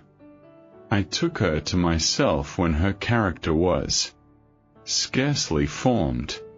So far as it was developed, it had been my happiness to form it. I knew her father well. I knew her well. I had taught her what I could, for the love of all her beautiful and virtuous qualities. If I did her wrong, as I fear I did, in taking advantage, but I never meant it, of her gratitude and her affection, I ask pardon of that lady, in my heart." He walked across the room, and came back to the same place, holding the chair with a grasp that trembled, like his subdued voice. In its earnestness I regarded myself as a refuge, for her, from the dangers and vicissitudes of life. I persuaded myself that, unequal though we were in years, she would live tranquilly and contentedly with me. I did not shut out of my consideration the time when I should leave her free, and still young and still beautiful, but with her judgment more matured. No, gentlemen, upon my truth. His homely figure seemed to be lightened up by his fidelity and generosity. Every word he uttered had a force that no other grace could have imparted to it. My life with this lady has been very happy. Until tonight, I have had uninterrupted occasion to bless the day on which I did her great injustice. His voice, more and more faltering in the utterance of these words, stopped for a few moments. Then he went on, "Once awakened from my dream, I have been a poor dreamer, in one way or other, all my life. I see how natural it is that she should have some regretful feeling towards her old companion and her equal, that she does regard him with some innocent regret, with some blameless thoughts of what might have been, but for me, is, I fear, too true. Much that I have seen, but not noted, has come back upon me with new meaning, during this last trying hour. But, beyond this, gentlemen, the dear lady's name never must be coupled with a word, a breath, of doubt." For a little while, his eye kindled and his voice was firm. For a little while he was again silent. Presently, he proceeded as before. "It only remains for me to bear the knowledge of the unhappiness I have occasioned, as submissively as I can. It is she who should reproach, not I. To save her from misconstruction, cruel misconstruction, that even my friends have not been able to avoid, becomes my duty. The more retired we live, the better I shall discharge it. And when the time comes, may it come soon, if it be His merciful pleasure. When my death shall release her from constraint, I shall close my eyes upon her honored face, with unbounded confidence and love, and leave her, with no sorrow then, to happier and brighter days." I could not see him for the tears which his earnestness and goodness, so adorned by, and so adorning, the perfect simplicity of his manner, brought into my eyes. He had moved to the door, when he added, "Gentlemen, I have shown you my heart. I am sure you will respect it. What we have said tonight is never to be said more. Wickfield, give me an old friend's arm upstairs." Mr. Wickfield hastened to him. Without interchanging a word, they went slowly out of the room together, Uriah looking after them. "Well, Master Copperfield," said Uriah, meekly turning to me, "the thing hasn't took quite the turn that might have been expected, for the old scholar, what an excellent man, is as blind as a brickbat, but this family's out of the cart, I think." I needed but the sound of his voice to be so madly enraged as I never was before, and never have been since. "You villain," said I, "what do you mean by entrapping me into your schemes? How dare you appeal to me just now, you false rascal, as if we had been in discussion together?" As we stood, front to front, I saw so plainly, in the stealthy exaltation of his face, what I already so plainly knew. I mean that he forced his confidence upon me, expressly to make me miserable, and had set a deliberate trap for me in this very matter, that I couldn't bear it. The whole of his lank cheek was invitingly before me, and I struck it with my open hand with that force that my fingers tingled as if I had burnt them. He caught the hand in his, and we stood in that connection, looking at each other. We stood so, a long time, long enough for me to see the white marks of my fingers die out of the deep red of his cheek, and leave it a deeper red. "Copperfield," he said at length, in a breathless voice, "have you taken leave of your senses?" "I have taken leave of you," said I, wresting my hand away. "You dog, I'll know no more of you." "Won't you?" said he, constrained by the pain of his cheek to put his hand there. Perhaps you won't be able to help it. Isn't this ungrateful of you, now? I have shown you often enough, said I, that I despise you. I have shown you now, more plainly, that I do. Why should I dread your doing your worst to all about you? What else do you ever do? He perfectly understood this allusion to the considerations that had hitherto restrained me in my communications with him. I rather think that neither the blow nor the allusion would have escaped me, but for the assurance I had had from Agnes that night. It is no matter. There was another long pause. His eyes, as he looked at me, seemed to take every shade of color that could make eyes ugly. Copperfield, he said, removing his hand from his cheek, you have always gone against me. I know you always used to be against me at Mr. Wickfield's. You may think what you like, said I, still in a towering rage. If it is not true, so much the worthier you. And yet I always liked you, Copperfield, he rejoined, that I deigned to make him no reply, and, taking up my hat, was going out to bed, when he came between me and the door. Copperfield, he said, there must be two parties to a quarrel. I won't be one. You may go to the devil, said I. Don't say that, he replied. I know you'll be sorry afterwards. How can you make yourself so inferior to me as to show such a bad spirit? But I forgive you. You forgive me? I repeated disdainfully, I do, and you can't. Help yourself, replied Uriah. To think of your going and attacking me, that have always been a friend to you. But there can't be a quarrel without two parties, and I won't be one. I will be a friend to you, in spite of you. So now you know what you've got to expect. The necessity of carrying on this dialogue, his part in which was very slow, mine very quick, in a low tone, that the house might not be disturbed at an unseasonable hour, did not improve my temper, though my passion was cooling down. Merely telling him that I should expect from him what I always had expected, and had never yet been disappointed in, I opened the door upon him, as if he had been a great walnut put there to be cracked, and went out of the house. But he slept out of the house too, at his mother's lodging, and before I had gone many 100 yards, came up with me. You know, Copperfield, he said, in my ear. I did not turn my head. You're in quite a wrong position, which I felt to be true, and that made me chafe the more. You can't make this a brave thing, and you can't help being forgiven. I don't intend to mention it to Mother, nor to any living soul. I'm determined to forgive you.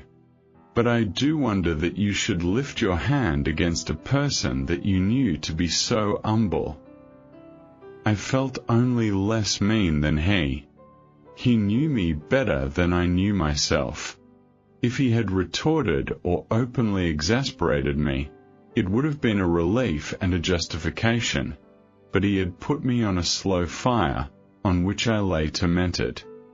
Half the night and the morning, when I came out, the early church bell was ringing, and he was walking up and down with his mother. He addressed me as if nothing had happened, and I could do no less than reply. I had struck him hard enough to give him the toothache, I suppose.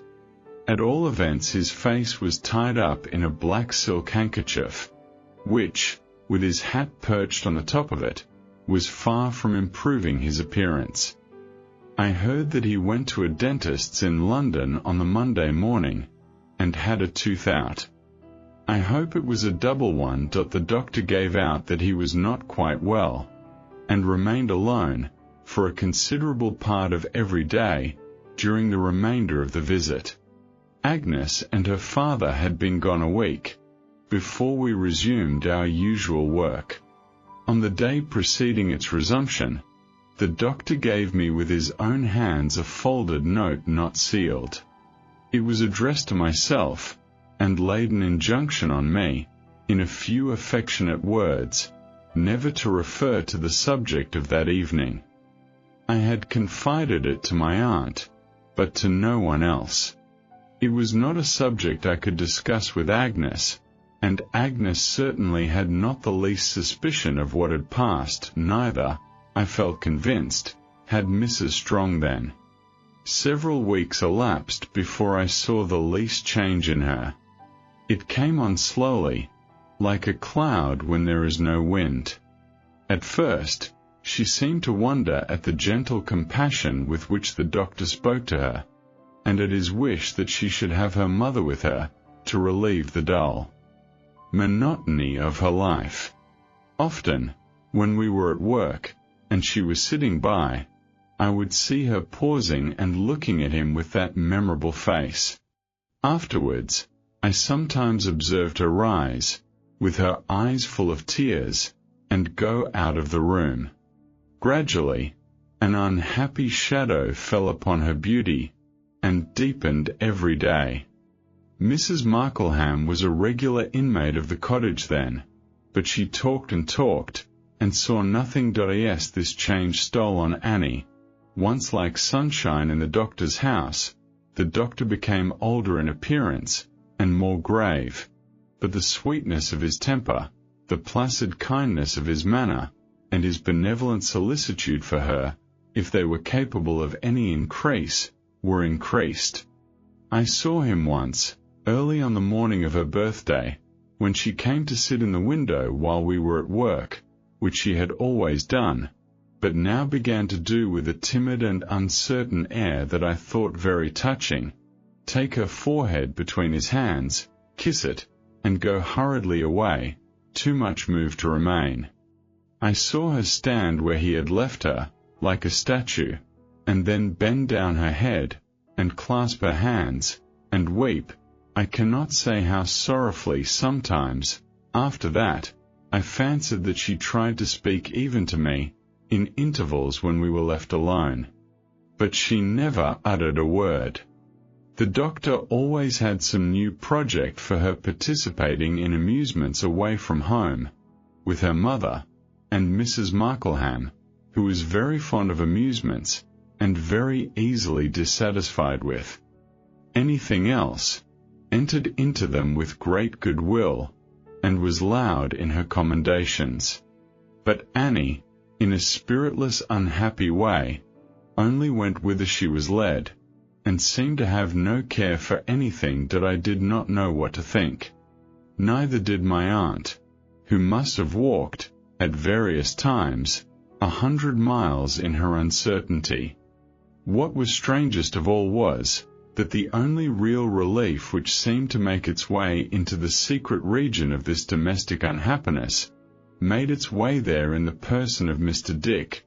What his thoughts were on the subject, or what his observation was, I am as unable to explain, as I dare say he would have been to assist me in the task.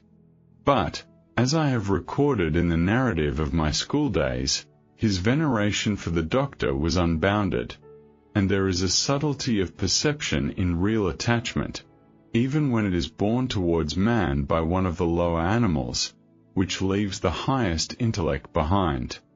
To this mind of the heart, if I may call it so, in Mr. Dick, some bright ray of the truth shot straight. He had proudly resumed his privilege, in many of his spare hours, of walking up and down the garden with the doctor, as he had been accustomed to pace up and down the doctor's walk at Canterbury. But matters were no sooner in this state, than he devoted all his spare time, and got up earlier to make it more, to these perambulations. If he had never been so happy as when the doctor read that marvelous performance, the dictionary, to him, he was now quite miserable unless the doctor pulled it out of his pocket, and began. When the doctor and I were engaged, he now fell into the custom of walking up and down with Mrs. Strong, and helping her to trim her favorite flowers, or weed the beds. I dare say he rarely spoke a dozen words in an hour, but his quiet interest, and his wistful face, found immediate response in both their breasts.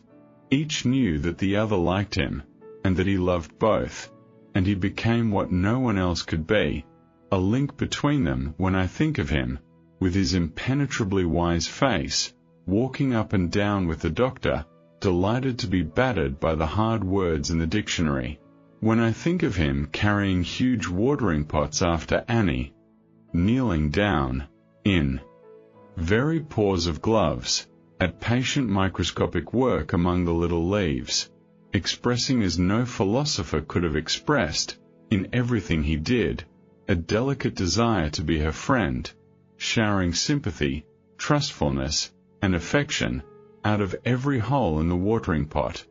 When I think of him never wandering in that better mind of his to which unhappiness addressed itself, never bringing the unfortunate King Charles into the garden, never wavering in his grateful service, never diverted from his knowledge that there was something wrong, or from his wish to set it right, I really feel almost ashamed of having known that he was not quite in his wits, taking account of the utmost I have done with mine. Nobody but myself, Trot, knows what that man is.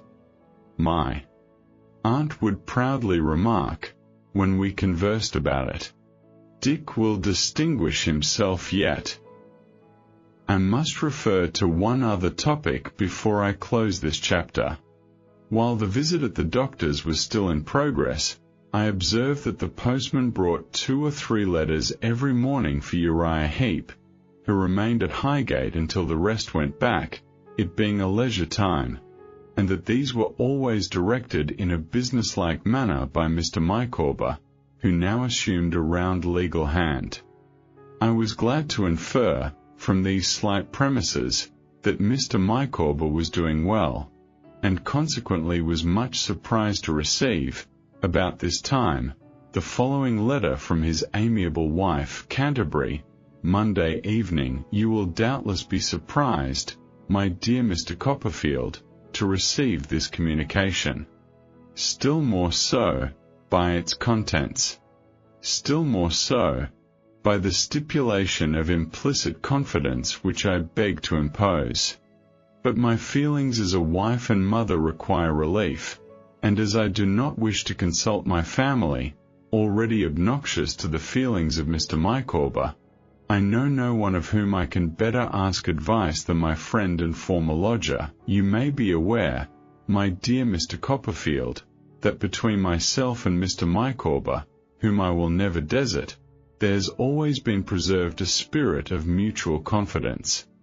Mr. Micawber may have occasionally given a bill without consulting me, or he may have misled me as to the period when that obligation would become due. This has actually happened.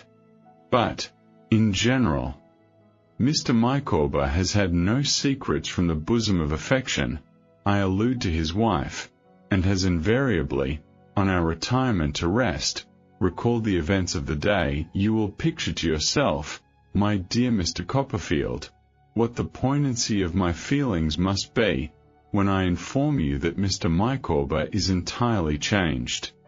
He is reserved. He is secret. His life is a mystery to the partner of his joys and sorrows.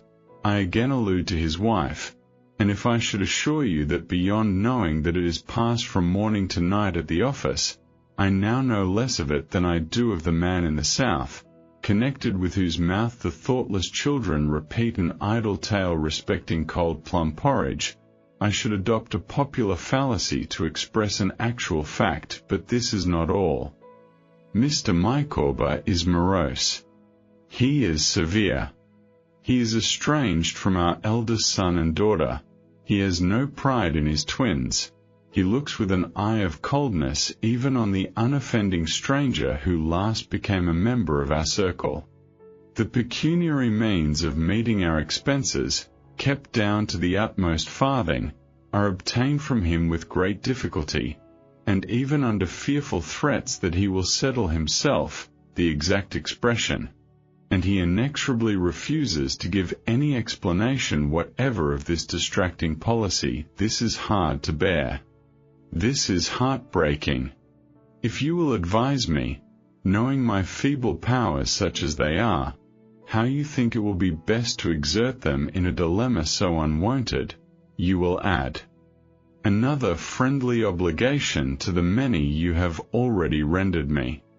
With loves from the children, and a smile from the happily unconscious stranger, I remain, dear Mr. Copperfield, your afflicted, Emma Micawber. I did not feel justified in giving a wife of Mrs. Micawber's experience any other recommendation than that she should try to reclaim Mr. Micawber by patience and kindness, as I knew she would in any case. But the letter set me thinking about him very much. David Copperfield, Chapter 43. Another retrospect. Once again, let me pause upon a memorable period of my life. Let me stand aside, to see the phantoms of those days go by me, accompanying the shadow of myself, in dim procession. Weeks, months, seasons, pass along. They seem little more than a summer day and a winter evening. Now, the common where I walk with Dora is all in bloom, a field of bright gold, and now the unseen heather lies in mounds and bunches underneath a covering of snow. In a breath, the river that flows through our Sunday walks is sparkling in the summer sun, is ruffled by the winter wind, or thickened with drifting heaps of ice. Faster than ever river ran towards the sea, it flashes, darkens, and rolls away. Not a thread changes, in the house of the two little bird-like ladies. The clock ticks over the fireplace, the weather-glass hangs in the hall. Neither clock nor weather-glass is ever right, but we believe in both, devoutly. I have come legally to man's estate. I have attained the dignity of 21, but this is a sort of dignity that may be thrust upon one. Let me think what I have achieved. I have tamed that savage stenographic mystery. I make a respectable income by it. I am in high repute for my accomplishment in all pertaining to the art, and am joined with 11 others in reporting the debates in Parliament for a morning newspaper. Night after night, I record predictions that never come to pass, professions that are never fulfilled, explanations that are only meant to mystify. I wallow in words. Britannia, that unfortunate female, is always before me, like a trussed fowl, skewered through and through with office pens, and bound hand and foot with red tape. I am sufficiently behind the scenes to know the worth of political life. I am quite an infidel about it, and shall never be converted. My dear old Traddles has tried his hand at the same pursuit, but it is not in Traddles's way. He is perfectly good-humored respecting his failure, and reminds me that he always did consider himself slow. He has occasional employment on the same newspaper, in getting up the facts of dry subjects, to be written about and embellished by more fertile minds. He is called to the bar, and with admirable industry and self-denial has scraped another £100 together, to fee a conveyancer whose chambers he attends. A great deal of very hot port wine was consumed at his call, and, considering the figure, I should think the Inner Temple must have made a profit by it. I have come out in another way. I have taken with fear and trembling to authorship. I wrote a little something, in secret, and sent it to a magazine, and it was published in the magazine. Since then, I have taken heart to write a good many trifling pieces.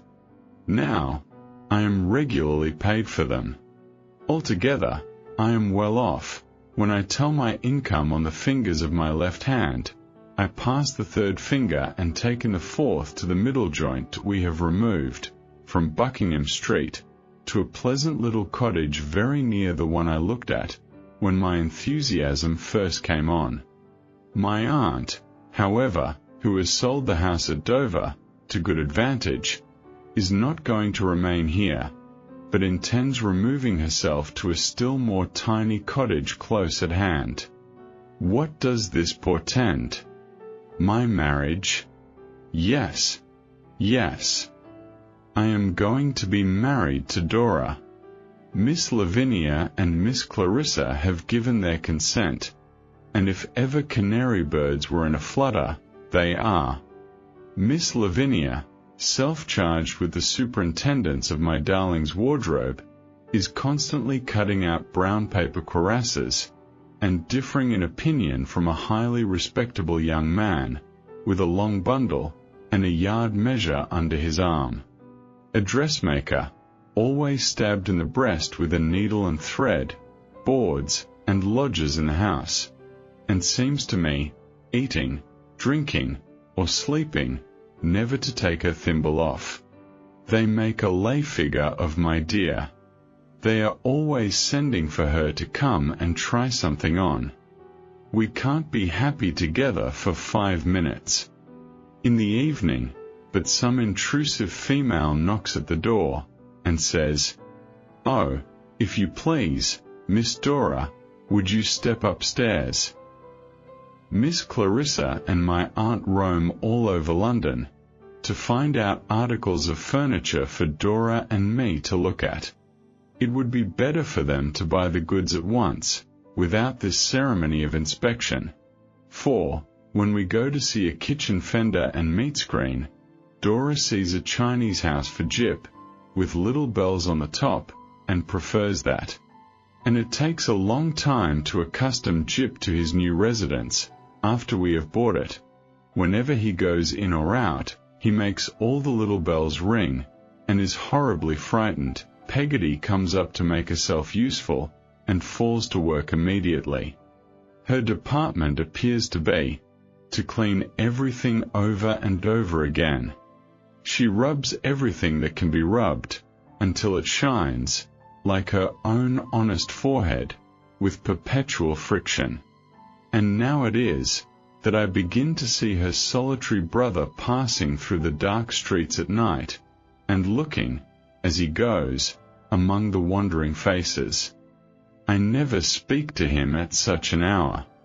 I know too well, as his grave figure passes onward, what he seeks, and what he dreads. Why does Traddles look so important when he calls upon me this afternoon in the Commons, where I still occasionally attend, for form's sake, when I have time? The realization of my boyish daydreams is at hand.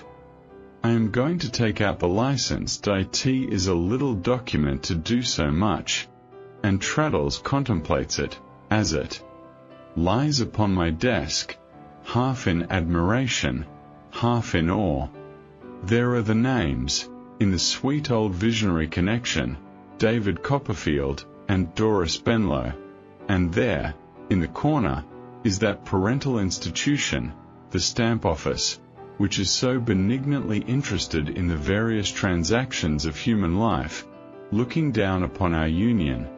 And there is the Archbishop of Canterbury invoking a blessing on us in print, and doing it as cheap as could possibly be expected. Nevertheless, I am in a dream, a flustered, happy, hurried dream. I can't believe that it is going to be, and yet I can't believe but that everyone I pass in the street must have some kind of perception that I am to be married the day after tomorrow. The surrogate knows me, when I go down to be sworn, and disposes of me easily, as if there were a Masonic understanding between us. Traddles is not at all wanted, but is in attendance as my general backer. I hope the next time you come here, my dear fellow, I say to Traddles, it will be on the same errand for yourself, and I hope it will be soon. Thank you for your good wishes, my dear Copperfield, he replies. I hope so too. It's a satisfaction to know that she'll wait for me any length of time, and that she really is the dearest girl. When are you to meet her at the coach?" I ask. "At 7, says Traddles, looking at his plain old silver watch, the very watch he once took a wheel out of, at school, to make a watermill. "That is about Miss Wickfield's time, is it not?" "A little earlier. Her time is 8:30. "I assure you, my dear boy," says Traddles, "I'm almost as pleased as if I were going to be married myself, to think that this event is coming to such a happy termination. And really the great friendship and consideration of personally associating Sophie with the joyful occasion, and inviting her to be a bridesmaid in conjunction with Miss Wickfield, demands my warmest thanks. I am extremely sensible of it. I hear him, and shake hands with him, and we talk, and walk, and dine, and so on, but I don't believe it. Nothing is real. Sophie arrives at the house of Dora's aunts, in due course. She has the most agreeable of faces, not absolutely beautiful, but extraordinarily pleasant, and is one of the most genial, unaffected, frank, engaging creatures I have ever seen. Traddles presents her to us with great pride, and rubs his hands for 10 minutes by the clock, with every individual hair upon his head standing on tiptoe. When I congratulate him in a corner on his choice, I have brought Agnes from the Canterbury coach, and her cheerful and beautiful face is among us for the second time. Agnes has a great liking for Traddles, and it is capital to see them meet, and to observe the glory of Traddles as he commends the dearest girl in the world to her acquaintance. Still I don't believe it. We have a delightful evening, and are supremely happy, but I don't believe it yet. I can't collect myself. I can't check off my happiness as it takes place. I feel in a misty and unsettled kind of state, as if I had got up very early in the morning a week or 2 ago, and had never been to bed since. I can't make out when yesterday was. I seem to have been carrying the license about, in my pocket, many months. Next day, too, when we all go in a flock to see the house, our house, Dora's and mine, I am quite unable to regard myself as its master. I seem to be there, by permission of somebody else. I half expect the real master to come home presently, and say he is glad to see me. Such a beautiful little house as it is, with everything so bright and new, with the flowers on the carpets looking as if freshly gathered, and the green leaves on the paper as if they had just come out, with the spotless muslin curtains, and the blushing rose-colored furniture, and Dora's garden hat with the blue ribbon. Do I remember, now, how I loved her in such another hat when I first knew her? Already hanging on its little peg, the guitar case quite at home on its heels in a corner, and everybody tumbling over Jip's pagoda, which is much too big for the establishment. Another happy evening, quite as unreal as all the rest of it, and I steal into the usual room before going away. Dora is not there. I suppose they have not done trying on yet. Miss Lavinia peeps in, and tells me mysteriously that she will not be long. She is rather long, notwithstanding, but by and by I hear a rustling at the door, and someone taps. I say, "Come in," but someone taps. Again I go to the door, wondering who it is. There, I meet a pair of bright eyes, and a blushing face. They are Dora's eyes and face, and Miss Lavinia has dressed her in tomorrow's dress, bonnet, and all, for me to see. I take my little wife to my heart, and Miss Lavinia gives a little scream because I tumble the bonnet, and Dora laughs and cries at once, because I am so pleased, and I believe it less than ever. Do you think it pretty, Dodie? Says Dora. Pretty? I should rather think I did. And are you sure you like me very much? Says Dora. The topic is fraught with such danger to the bonnet, that Miss Lavinia gives another little scream, and begs me to understand that Dora is only to be looked at, and on no account to be touched. So Dora stands in a delightful state of confusion for a minute or two, to be admired, and then takes off her bonnet, looking so natural without it, and runs away with it in her hand, and comes dancing down again in her own familiar dress, and asks Jip if I have got a beautiful little wife, and whether he'll forgive her for being married, and kneels down to make him stand upon the cookery book. For the last time in her single life did I go home, more incredulous than ever, to a lodging that I have hard by, and get up very early in the morning, to ride to the Highgate Road and fetch my aunt. That I have never seen my aunt in such state. She is dressed in lavender-coloured silk, and has a white bonnet on, and is amazing. Janet has dressed her, and is there too. Look at me. Peggotty is ready to go to church, intending to behold the ceremony from the gallery. Mr. Dick, who is to give my darling to me at the altar, has had his hair curled. Traddles, whom I have taken up by appointment at the turnpike, presents a dazzling combination of cream colour and light blue, and both he and Mr. Dick have a general effect about them of being all gloves. And no doubt I see this, because I know it is so, but I am astray, and seem to see nothing. Nor do I believe anything whatever.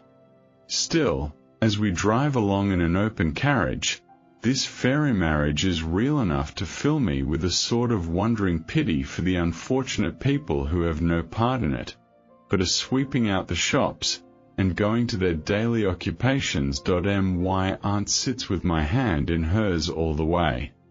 When we stop a little way short of the church, to put down Peggotty, whom we have brought on the box, she gives it a squeeze, and me a kiss. God bless you, Trot.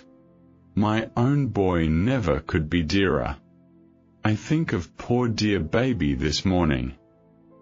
So do I.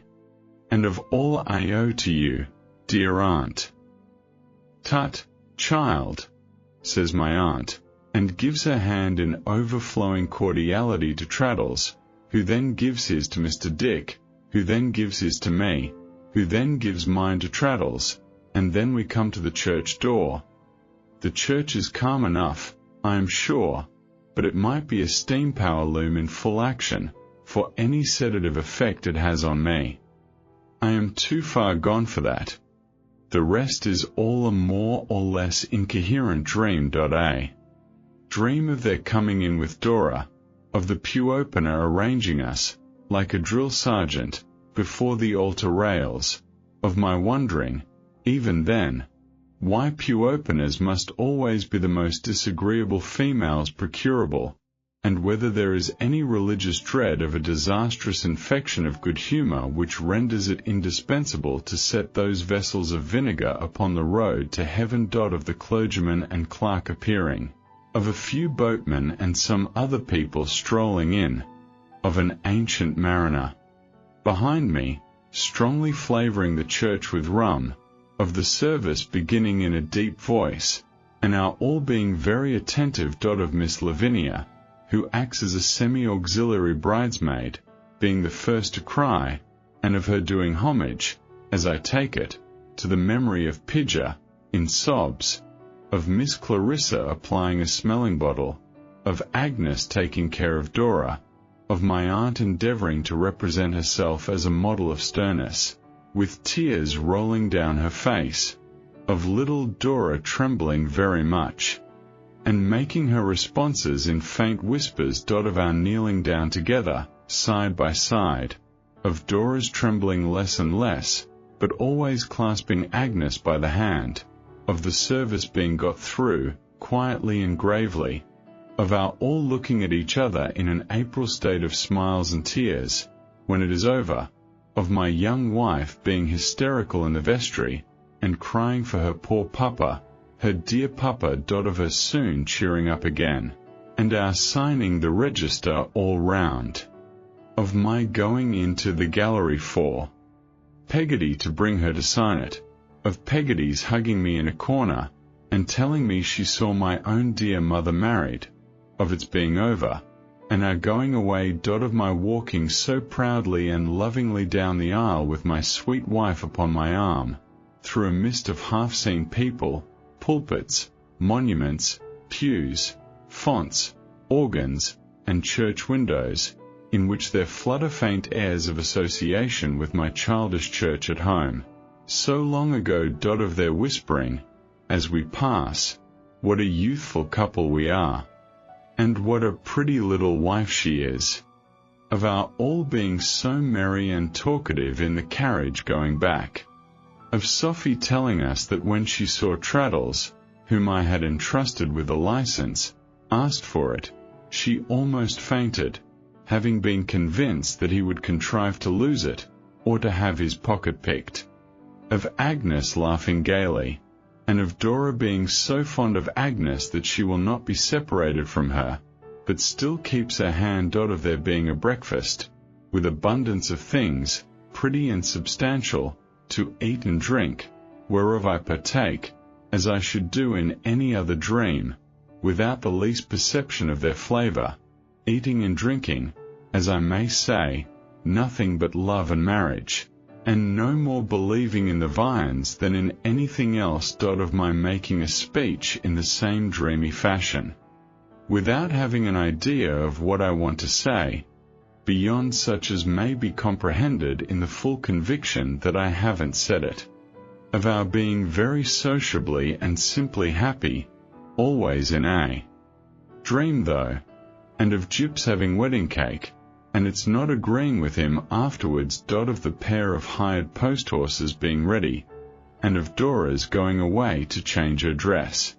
Of my aunt and Miss Clarissa remaining with us, and our walking in the garden, and my aunt, who has made quite a speech at breakfast touching Dora's aunts, being mightily amused with herself, but a little proud of it too. Of Dora's being ready, and of Miss Lavinia's hovering about her, loath to lose the pretty toy that has given her so much pleasant occupation. Of Dora's making a long series of surprised discoveries that she has forgotten all sorts of little things, and of everybody's running everywhere to fetch them. Of their all closing about Dora, when at last she begins to say goodbye, looking, with their bright colours and ribbons, like a bed of flowers. Of my darling being almost smothered among the flowers, and coming out, laughing and crying both together, to my jealous arms. Of my wanting to carry Jip, who is to go along with us, and Dora saying no, that she must carry him, or else he'll think she don't like him any more, now she is married, and will break his heart. Of our going, arm in arm, and Dora stopping and looking back, and saying, "If I have ever been cross or ungrateful to anybody, don't remember it," and bursting into tears. Of her waving her little hand, and our going away once more. Of her once more stopping, and looking back, and hurrying to Agnes, and giving Agnes, above all the others, her last kisses and farewells. We drive away together, and I awake from the dream. I believe it at last. It is my dear, dear, little wife beside me, whom I love so well. "Are you happy now, you foolish boy?"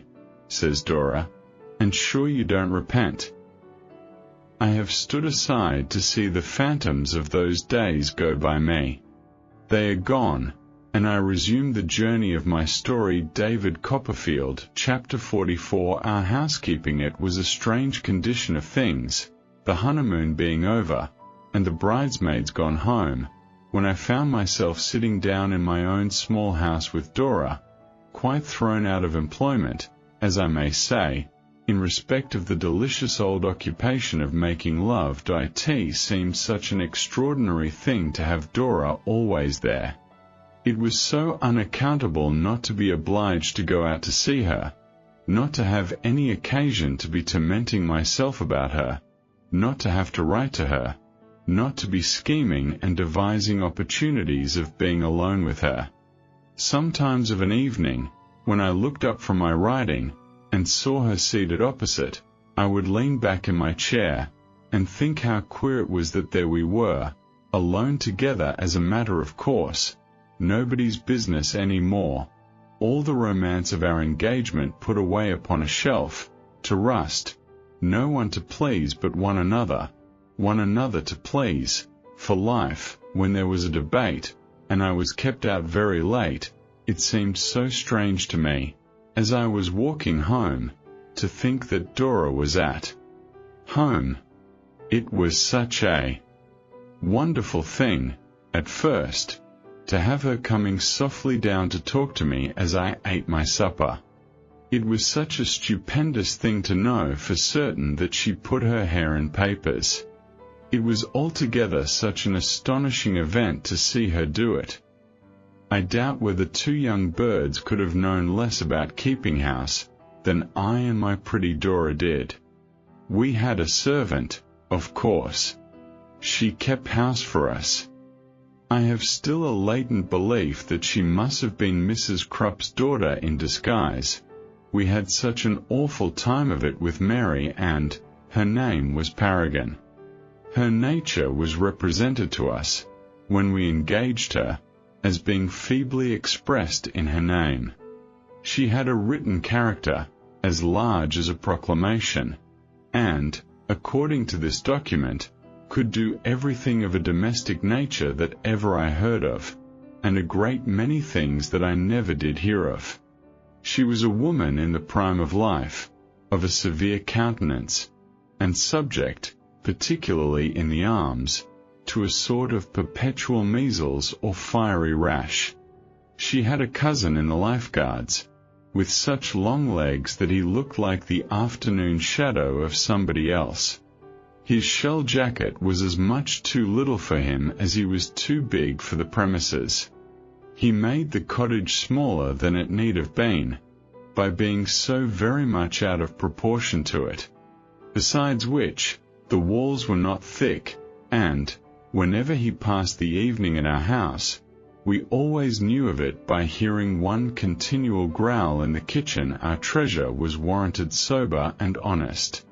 I am therefore willing to believe that she was in a fit when we found her under the boiler, and that the deficient teaspoons were attributable to the dustman. But she preyed upon our minds dreadfully.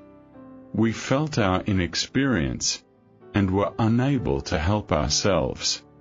We should have been at her mercy, if she had had any, but she was a remorseless woman, and had none. She was the cause of our first little quarrel. My dearest life, I said one day to Dora, do you think Mary Ann has any idea of time? Why, Dodie? Inquired Dora, looking up, innocently, from her drawing. My love, because it's 5, and we were to have dined at 4. Dora glanced wistfully at the clock, and hinted that she thought it was too fast. On the contrary, my love, said I, referring to my watch, it's a few minutes too slow. My little wife came and sat upon my knee, to coax me to be quiet, and drew a line with her pencil down the middle of my nose. But I couldn't dine off that, though it was very agreeable. Don't you think, my dear, said I, it would be better for you to remonstrate with Mary Ann? Oh no, please. I couldn't, Dodie, said Dora. Why not, my love? I gently asked. Oh, because I am such a little goose, said Dora, and she knows I am.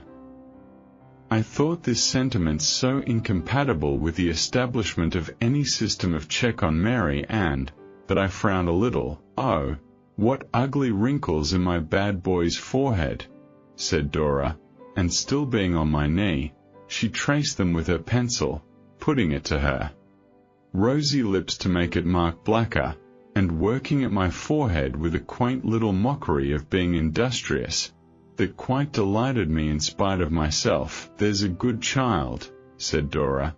"It makes its face so much prettier to laugh." "But, my love," said I, "no, no." "Please," cried Dora, with a kiss, "don't be a naughty Bluebeard. Don't be serious." "My precious wife," said I, "we must be serious sometimes. Come, sit down on this chair, close beside me. Give me the pencil. There. Now let us talk sensibly. You know, dear, what a little hand it was to hold, and what a tiny wedding ring it was to see. You know, my love, it is not exactly comfortable to have to go out without one's dinner. Now, is it?" "No," replied Dora, faintly. "My love, how you tremble." "Because I know you're going to scold me," exclaimed Dora, in a piteous voice. "My sweet, I am only going to reason." "Oh, but reasoning is worse than scolding," exclaimed Dora, in despair. "I didn't marry to be reasoned with. If you meant to reason with such a poor little thing as I am, you ought to have told me so, you cruel boy."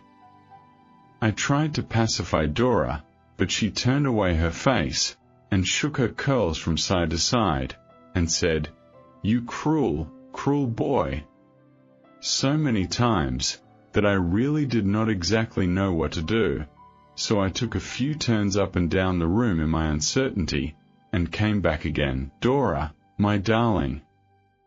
"No, I am not your darling, because you must be sorry that you married me, or else you wouldn't reason with me," returned Dora. That I felt so injured by the inconsequential nature of this charge, that it gave me courage to be grave. "Now, my own Dora," said I, "you are very childish, and are talking nonsense.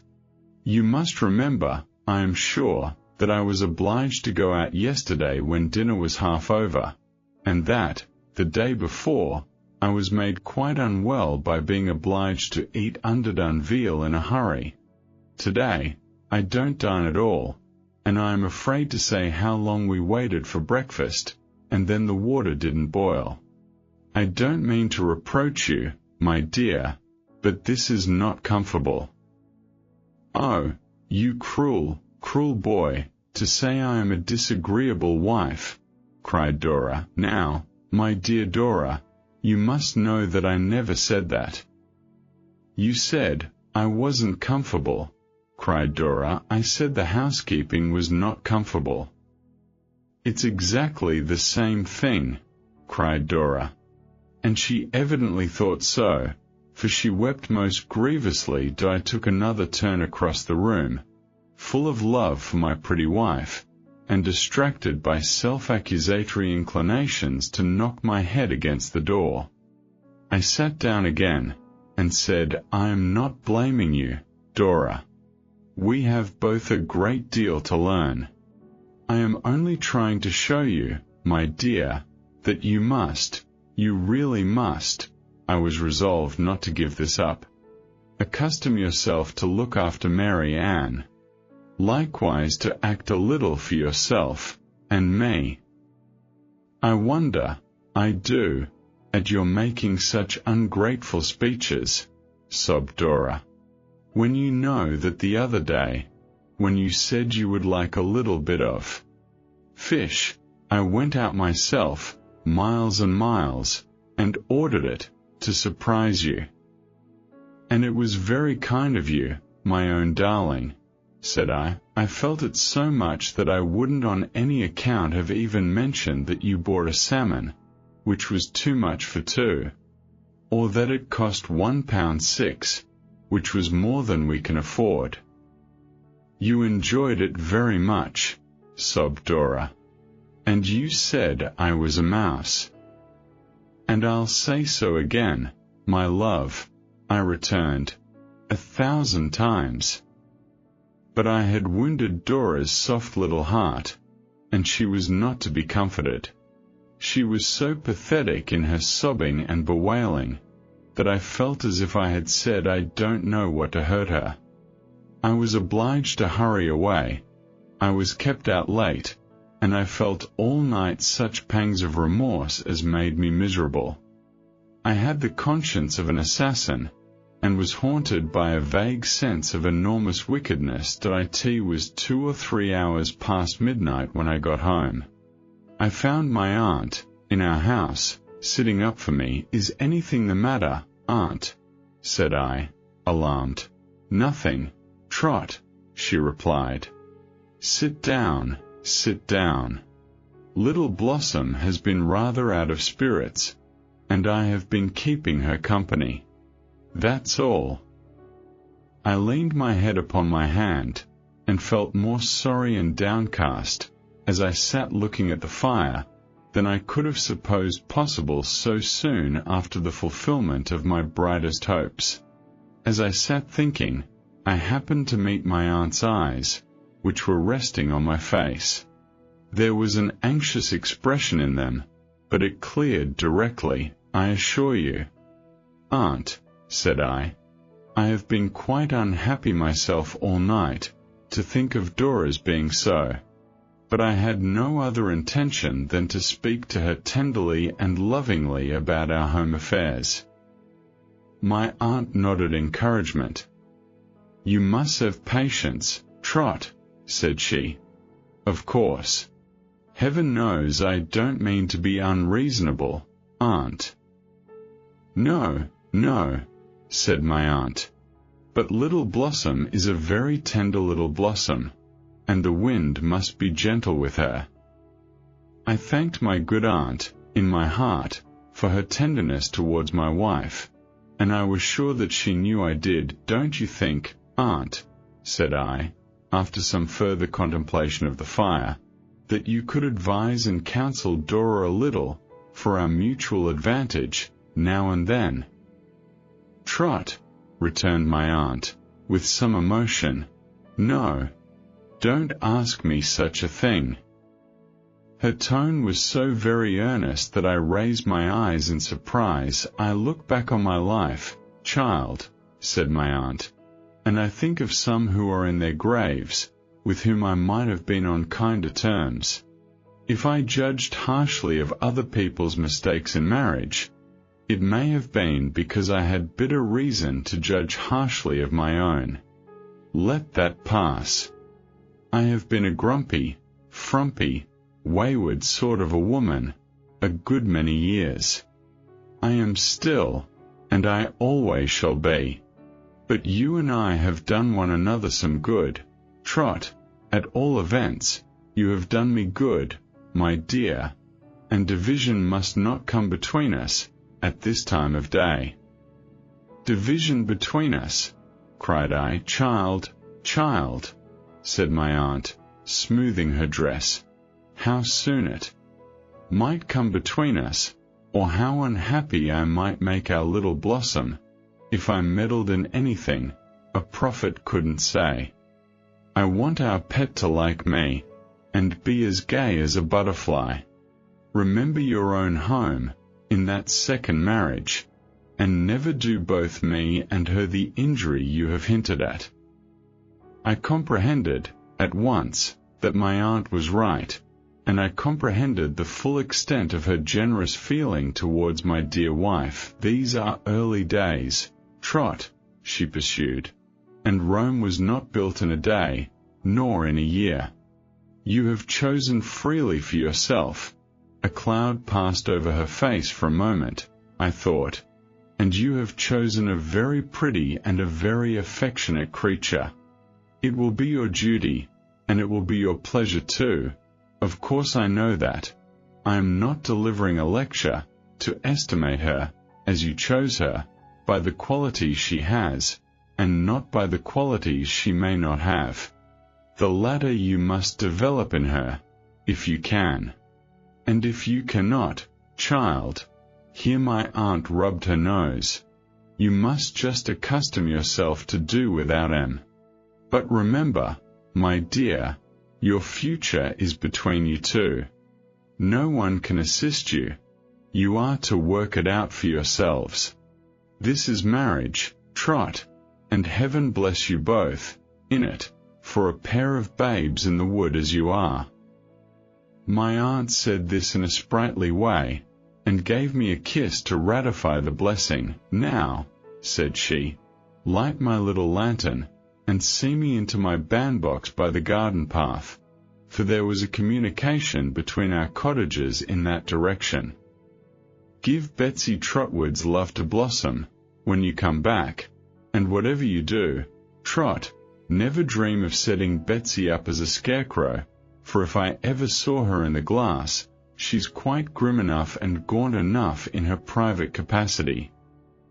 With this my aunt tied her head up in a handkerchief, with which she was accustomed to make a bundle of it on such occasions, and I escorted her home.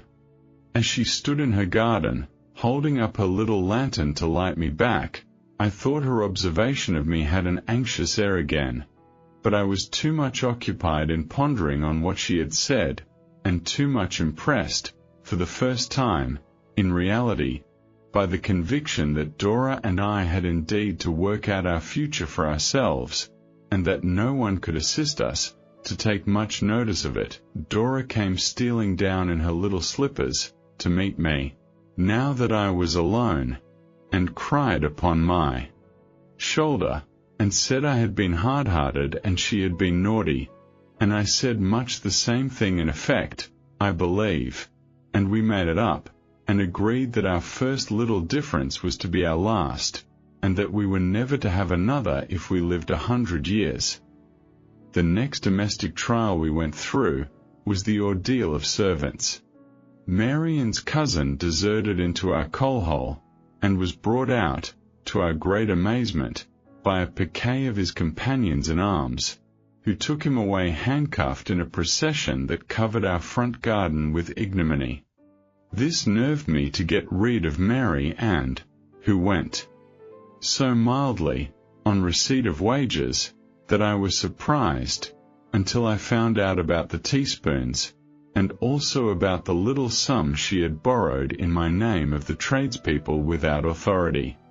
After an interval of Mrs. Kidgerbury, the oldest inhabitant of Kentish Town, I believe, who went out charing, but was too feeble to execute her conceptions of that art, we found another treasure, who was one of the most amiable of women, but who generally made a point of falling either up or down the kitchen stairs with the tray, and almost plunged into the parlour, as into a bath, with the tea-things. The ravages committed by this unfortunate, rendering her dismissal necessary, she was succeeded, with intervals of Mrs. Kidgerbury, by a long line of incapables, terminating in a young person of genteel appearance, who went to Greenwich Fair in Dora's bonnet, after whom I remember nothing but an average equality of failure. Everybody we had anything to do with seemed to cheer us. Our appearance in a shop was a signal for the damaged goods to be brought out immediately. If we bought a lobster, it was full of water. All our meat turned out to be tough, and there was hardly any crust to our loaves.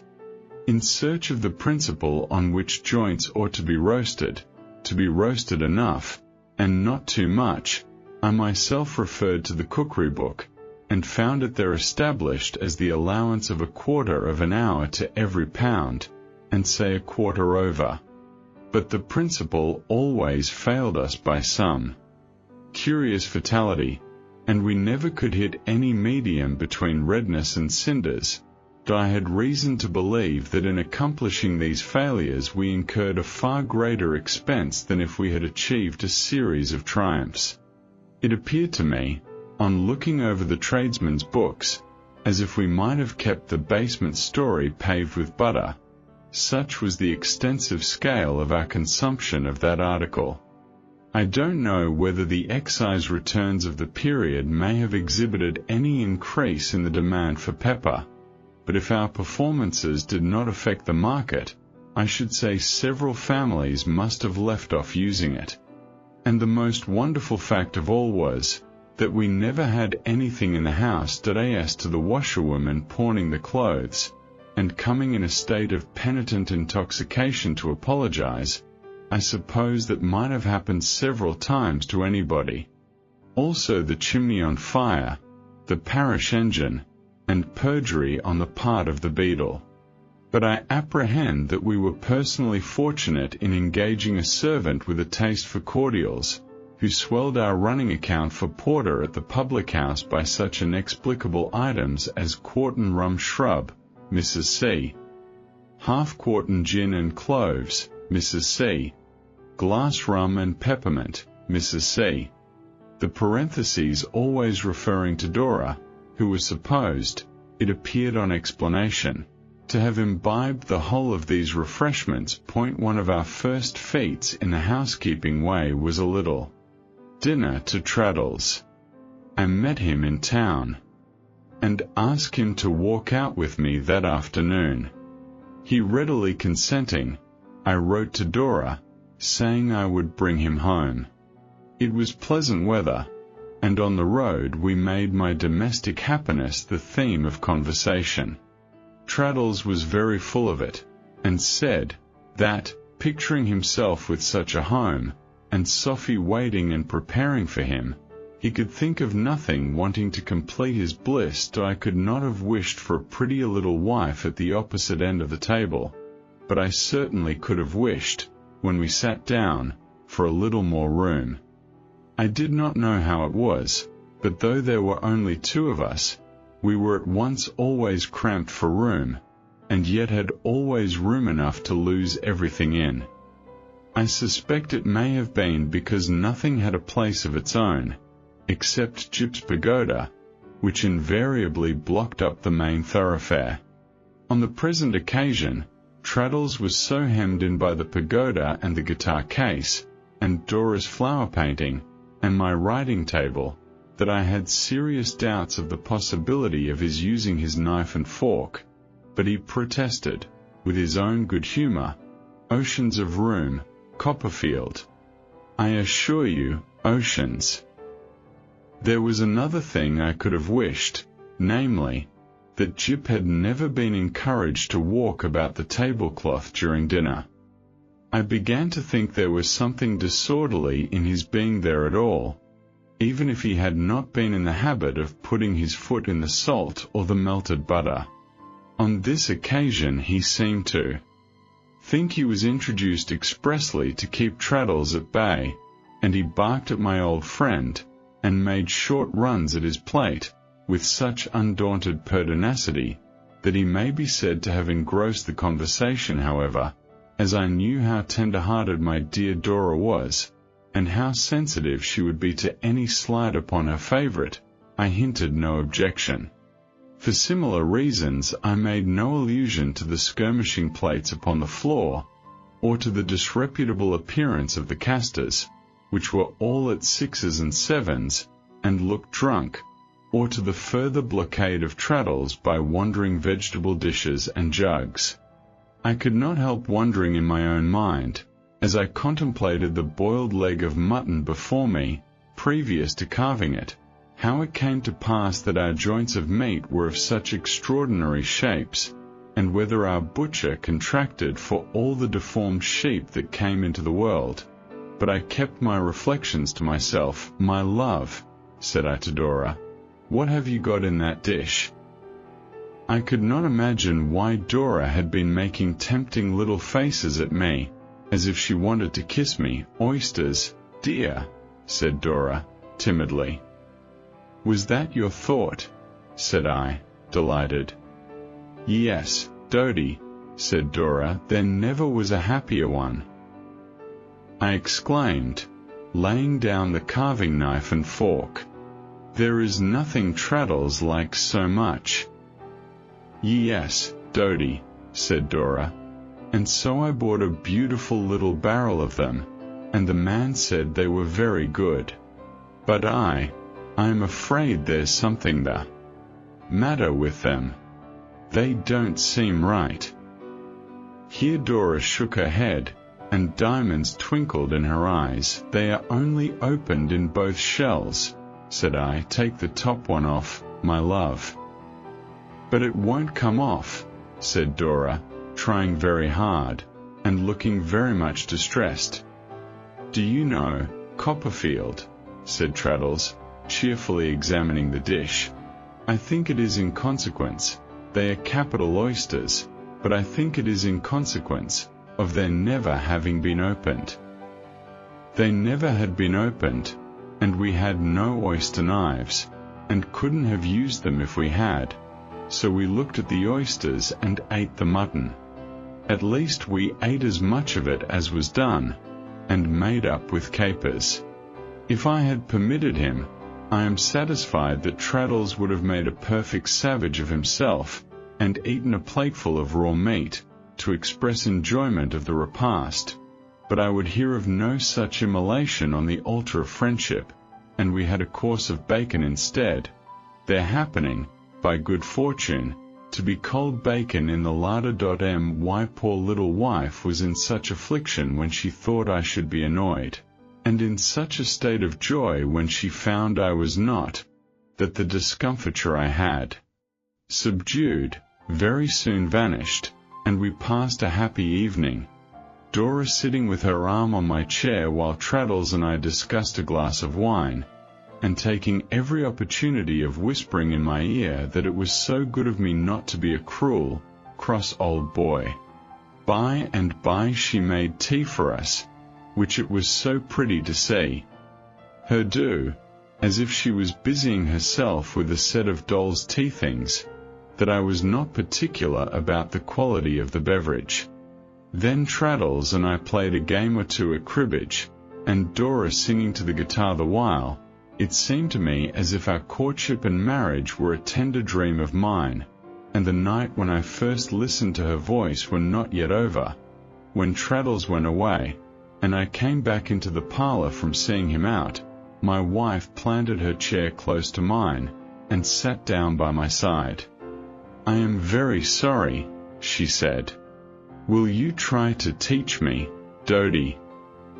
"I must teach myself first, Dora," said I. "I am as bad as you, love." "Ah, but you can learn," she returned, "and you are a clever, clever man." "Nonsense, mouse," said I. "I wish," resumed my wife, after a long silence, "that I could have gone down into the country for a whole year, and lived with Agnes." Her hands were clasped upon my shoulder, and her chin rested on them, and her blue eyes looked quietly into mine. "Why so?" I asked. "I think she might have improved me, and I think I might have learned from her," said Dora, "all in good time, my love. Agnes has had her father to take care of for these many years, you should remember. Even when she was quite a child, she was the Agnes whom we know," said I. "Will you call me a name I want you to call me?" inquired Dora, without moving. "What is it?" I asked with a smile. "It's a stupid name," she said, shaking her curls for a moment. "Childwife." I laughingly asked my childwife what her fancy was in desiring to be so called. She answered without moving, otherwise than as the arm I twined about her may have brought her blue eyes nearer to me. "I don't mean, you silly fellow, that you should use the name instead of Dora. I only mean that you should think of me that way. When you are going to be angry with me, say to yourself, 'It's only my childwife.' When I am very disappointing, say, 'I knew, a long time ago, that she would make but a childwife.' When you miss what I should like to be, and I think can never be, say, 'Still my foolish childwife loves me.' For indeed I do." I had not been serious with her, having no idea until now that she was serious herself, but her affectionate nature was so happy in what I now said to her with my whole heart, that her face became a laughing one before her glittering eyes were dry. She was soon my child wife indeed, sitting down on the floor outside the Chinese house, ringing all the little bells one after another, to punish Jip for his recent bad behavior, while Jip lay blinking in the doorway with his head out, even too lazy to be teased.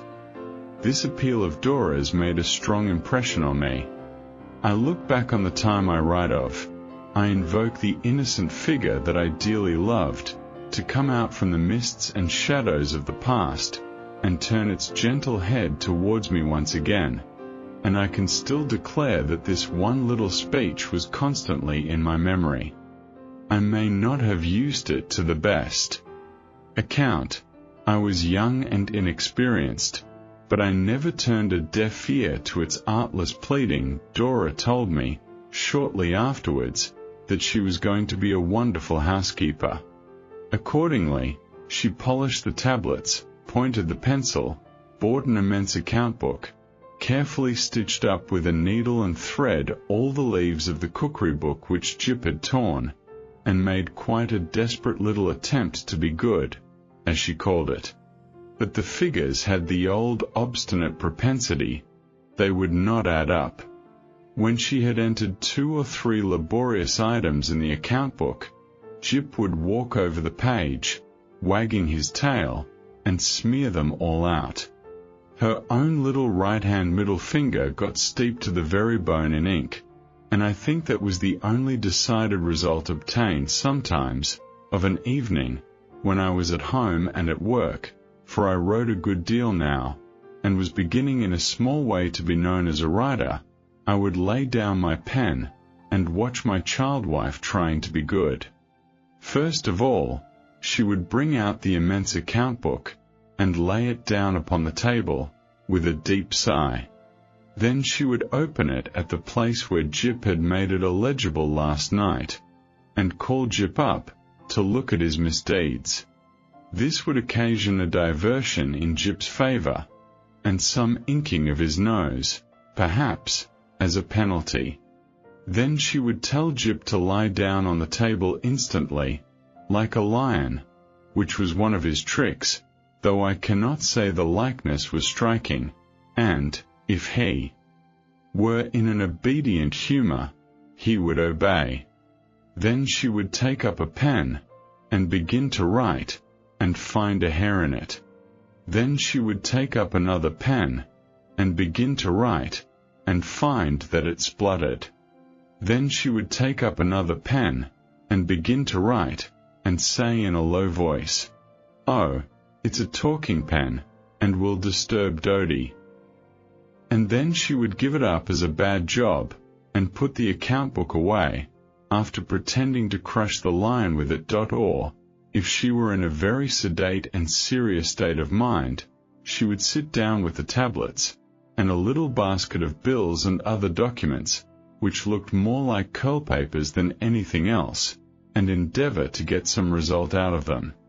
After severely comparing one with another, and making entries on the tablets, and blotting them out, and counting all the fingers of her left hand over and over again, backwards and forwards, she would be so vexed and discouraged, and would look so unhappy, that it gave me pain to see her bright face clouded, and for me. And I would go softly to her, and say, "What's the matter, Dora?" Dora would look up hopelessly, and reply, "They won't come right. They make my head ache so, and they won't do anything I want." Then I would say, "Now let us try together. Let me show you, Dora." Then I would commence a practical demonstration, to which Dora would pay profound attention, perhaps for 5 minutes, when she would begin to be dreadfully tired, and would lighten the subject by curling my hair, or trying the effect of my face with my shirt collar turned down. If I tacitly checked this playfulness, and persisted, she would look so scared and disconsolate, as she became more and more bewildered, that the remembrance of her natural gaiety when I first strayed into her path, and of her being my child wife, would come reproachfully upon me, and I would lay the pencil down, and call for the guitar that I had a great deal of work to do, and had many anxieties, but the same considerations made me keep them to myself. I am far from sure, now, that it was right to do this, but I did it for my child wife's sake. I search my breast, and I commit its secrets, if I know them, without any reservation to this paper. The old unhappy loss or want of something had, I am conscious, some place in my heart, but not to the embitterment of my life. When I walked alone in the fine weather, and thought of the summer days when all the air had been filled with my boyish enchantment, I did miss something of the realization of my dreams, but I thought it was a softened glory of the past, which nothing could have thrown upon the present time. I did feel, sometimes, for a little while, that I could have wished my wife had been my counselor, had had more character and purpose to sustain me and improve me by, had been endowed with power to fill up the void which somewhere seemed to be about me, but I felt as if this were an unearthly consummation of my happiness, that never had been meant to be, and never could have been, that I was a boyish husband as to years. I had known the softening influence of no other sorrows or experiences than those recorded in these leaves. If I did any wrong, as I may have done much, I did it in mistaken love, and in my want of wisdom. I write the exact truth. It would avail me nothing to extenuate it now. Thus it was that I took upon myself the toils and cares of our life, and had no partner in them. We lived much as before, in reference to our scrambling household arrangements, but I had got used to those, and Dora, I was pleased to see, was seldom vexed now. She was bright and cheerful in the old childish way, loved me dearly, and was happy with her old trifles, when the debates were heavy, I mean as to length, not quality, for in the last respect they were not often otherwise, and I went home late. Dora would never rest when she heard my footsteps, but would always come downstairs to meet me. When my evenings were unoccupied by the pursuit for which I had qualified myself with so much pains, and I was engaged in writing a home, she would sit quietly near me, however late the hour, and be so mute, that I would often think she had dropped asleep. But generally, when I raised my head, I saw her blue eyes looking at me with the quiet attention of which I have already spoken. "Oh, what a weary boy," said Dora one night, when I met her eyes as I was shutting up my desk. "What a weary girl," said I, "that's more to the purpose. You must go to bed another time. My love, it's far too late for you." "No, don't send me to bed," pleaded Dora, coming to my side. "Pray, don't do that." "Dora!" To my amazement, she was sobbing on my neck. "Not well, my dear. Not happy." "Yes, quite well, and very happy," said Dora. "But say you'll let me stop, and see you write." "Why, what a sight for such bright eyes at midnight!" I replied. "Are they bright, though?" returned Dora, laughing. "I'm so glad they're bright." "Little vanity," said I. But it was not vanity. It was only harmless delight in my admiration. I knew that very well, before she told me so. "If you think them pretty, say I may always stop, and see you write," said Dora. "Do you think them pretty?" "Very pretty." "Then let me always stop and see you write." "I am afraid that won't improve their brightness, Dora." "Yes, it will. Because, you clever boy, you'll not forget me then, while you are full of silent fancies. Will you mind it, if I say something very, Very silly? More than usual? Inquired Dora, peeping over my shoulder into my face. What wonderful thing is that? Said I. Please let me hold the pens, said Dora. I want to have something to do with all those many hours when you were so industrious. May I hold the pens? The remembrance of her pretty joy when I said yes brings tears into my eyes. The next time I sat down to write, and regularly afterwards, she sat in her old place, with a spare bundle of pens at her side. Her triumph in this connection with my work, and her delight when I wanted a new pen, which I very often feigned to do, suggested to me a new way of pleasing my child-wife. I occasionally made a pretense of wanting a page or two of manuscript copied. Then Dora was in her glory. The preparation she made for this great work, the apron she put on, the bib she borrowed from the kitchen to keep off the ink, the time she took, the innumerable stoppages she made to have a laugh with Jip as if he understood it all, her conviction that her work was incomplete unless she signed her name at the end, and the way in which she would bring it to me, like a school copy, and then, when I praised it, clasp me round the neck, are touching recollections to me, simple as they might appear to other men. She took possession of the keys soon after this, and went jingling about the house with the whole bunch in a little basket, tied to her slender waist. I seldom found that the places to which they belonged were locked, or that they were of any use except as a plaything for Jip, but Dora was pleased, and that pleased me. She was quite satisfied that a good deal was effected by this make-believe of housekeeping, and was as merry as if we had been keeping a baby house, for a joke. So we went on. Dora was hardly less affectionate to my aunt than to me, and often told her of the time when she was afraid she was a cross old thing. I never saw my aunt unbend more systematically to anyone. She courted Jip, though Jip never responded, listened, day after day, to the guitar.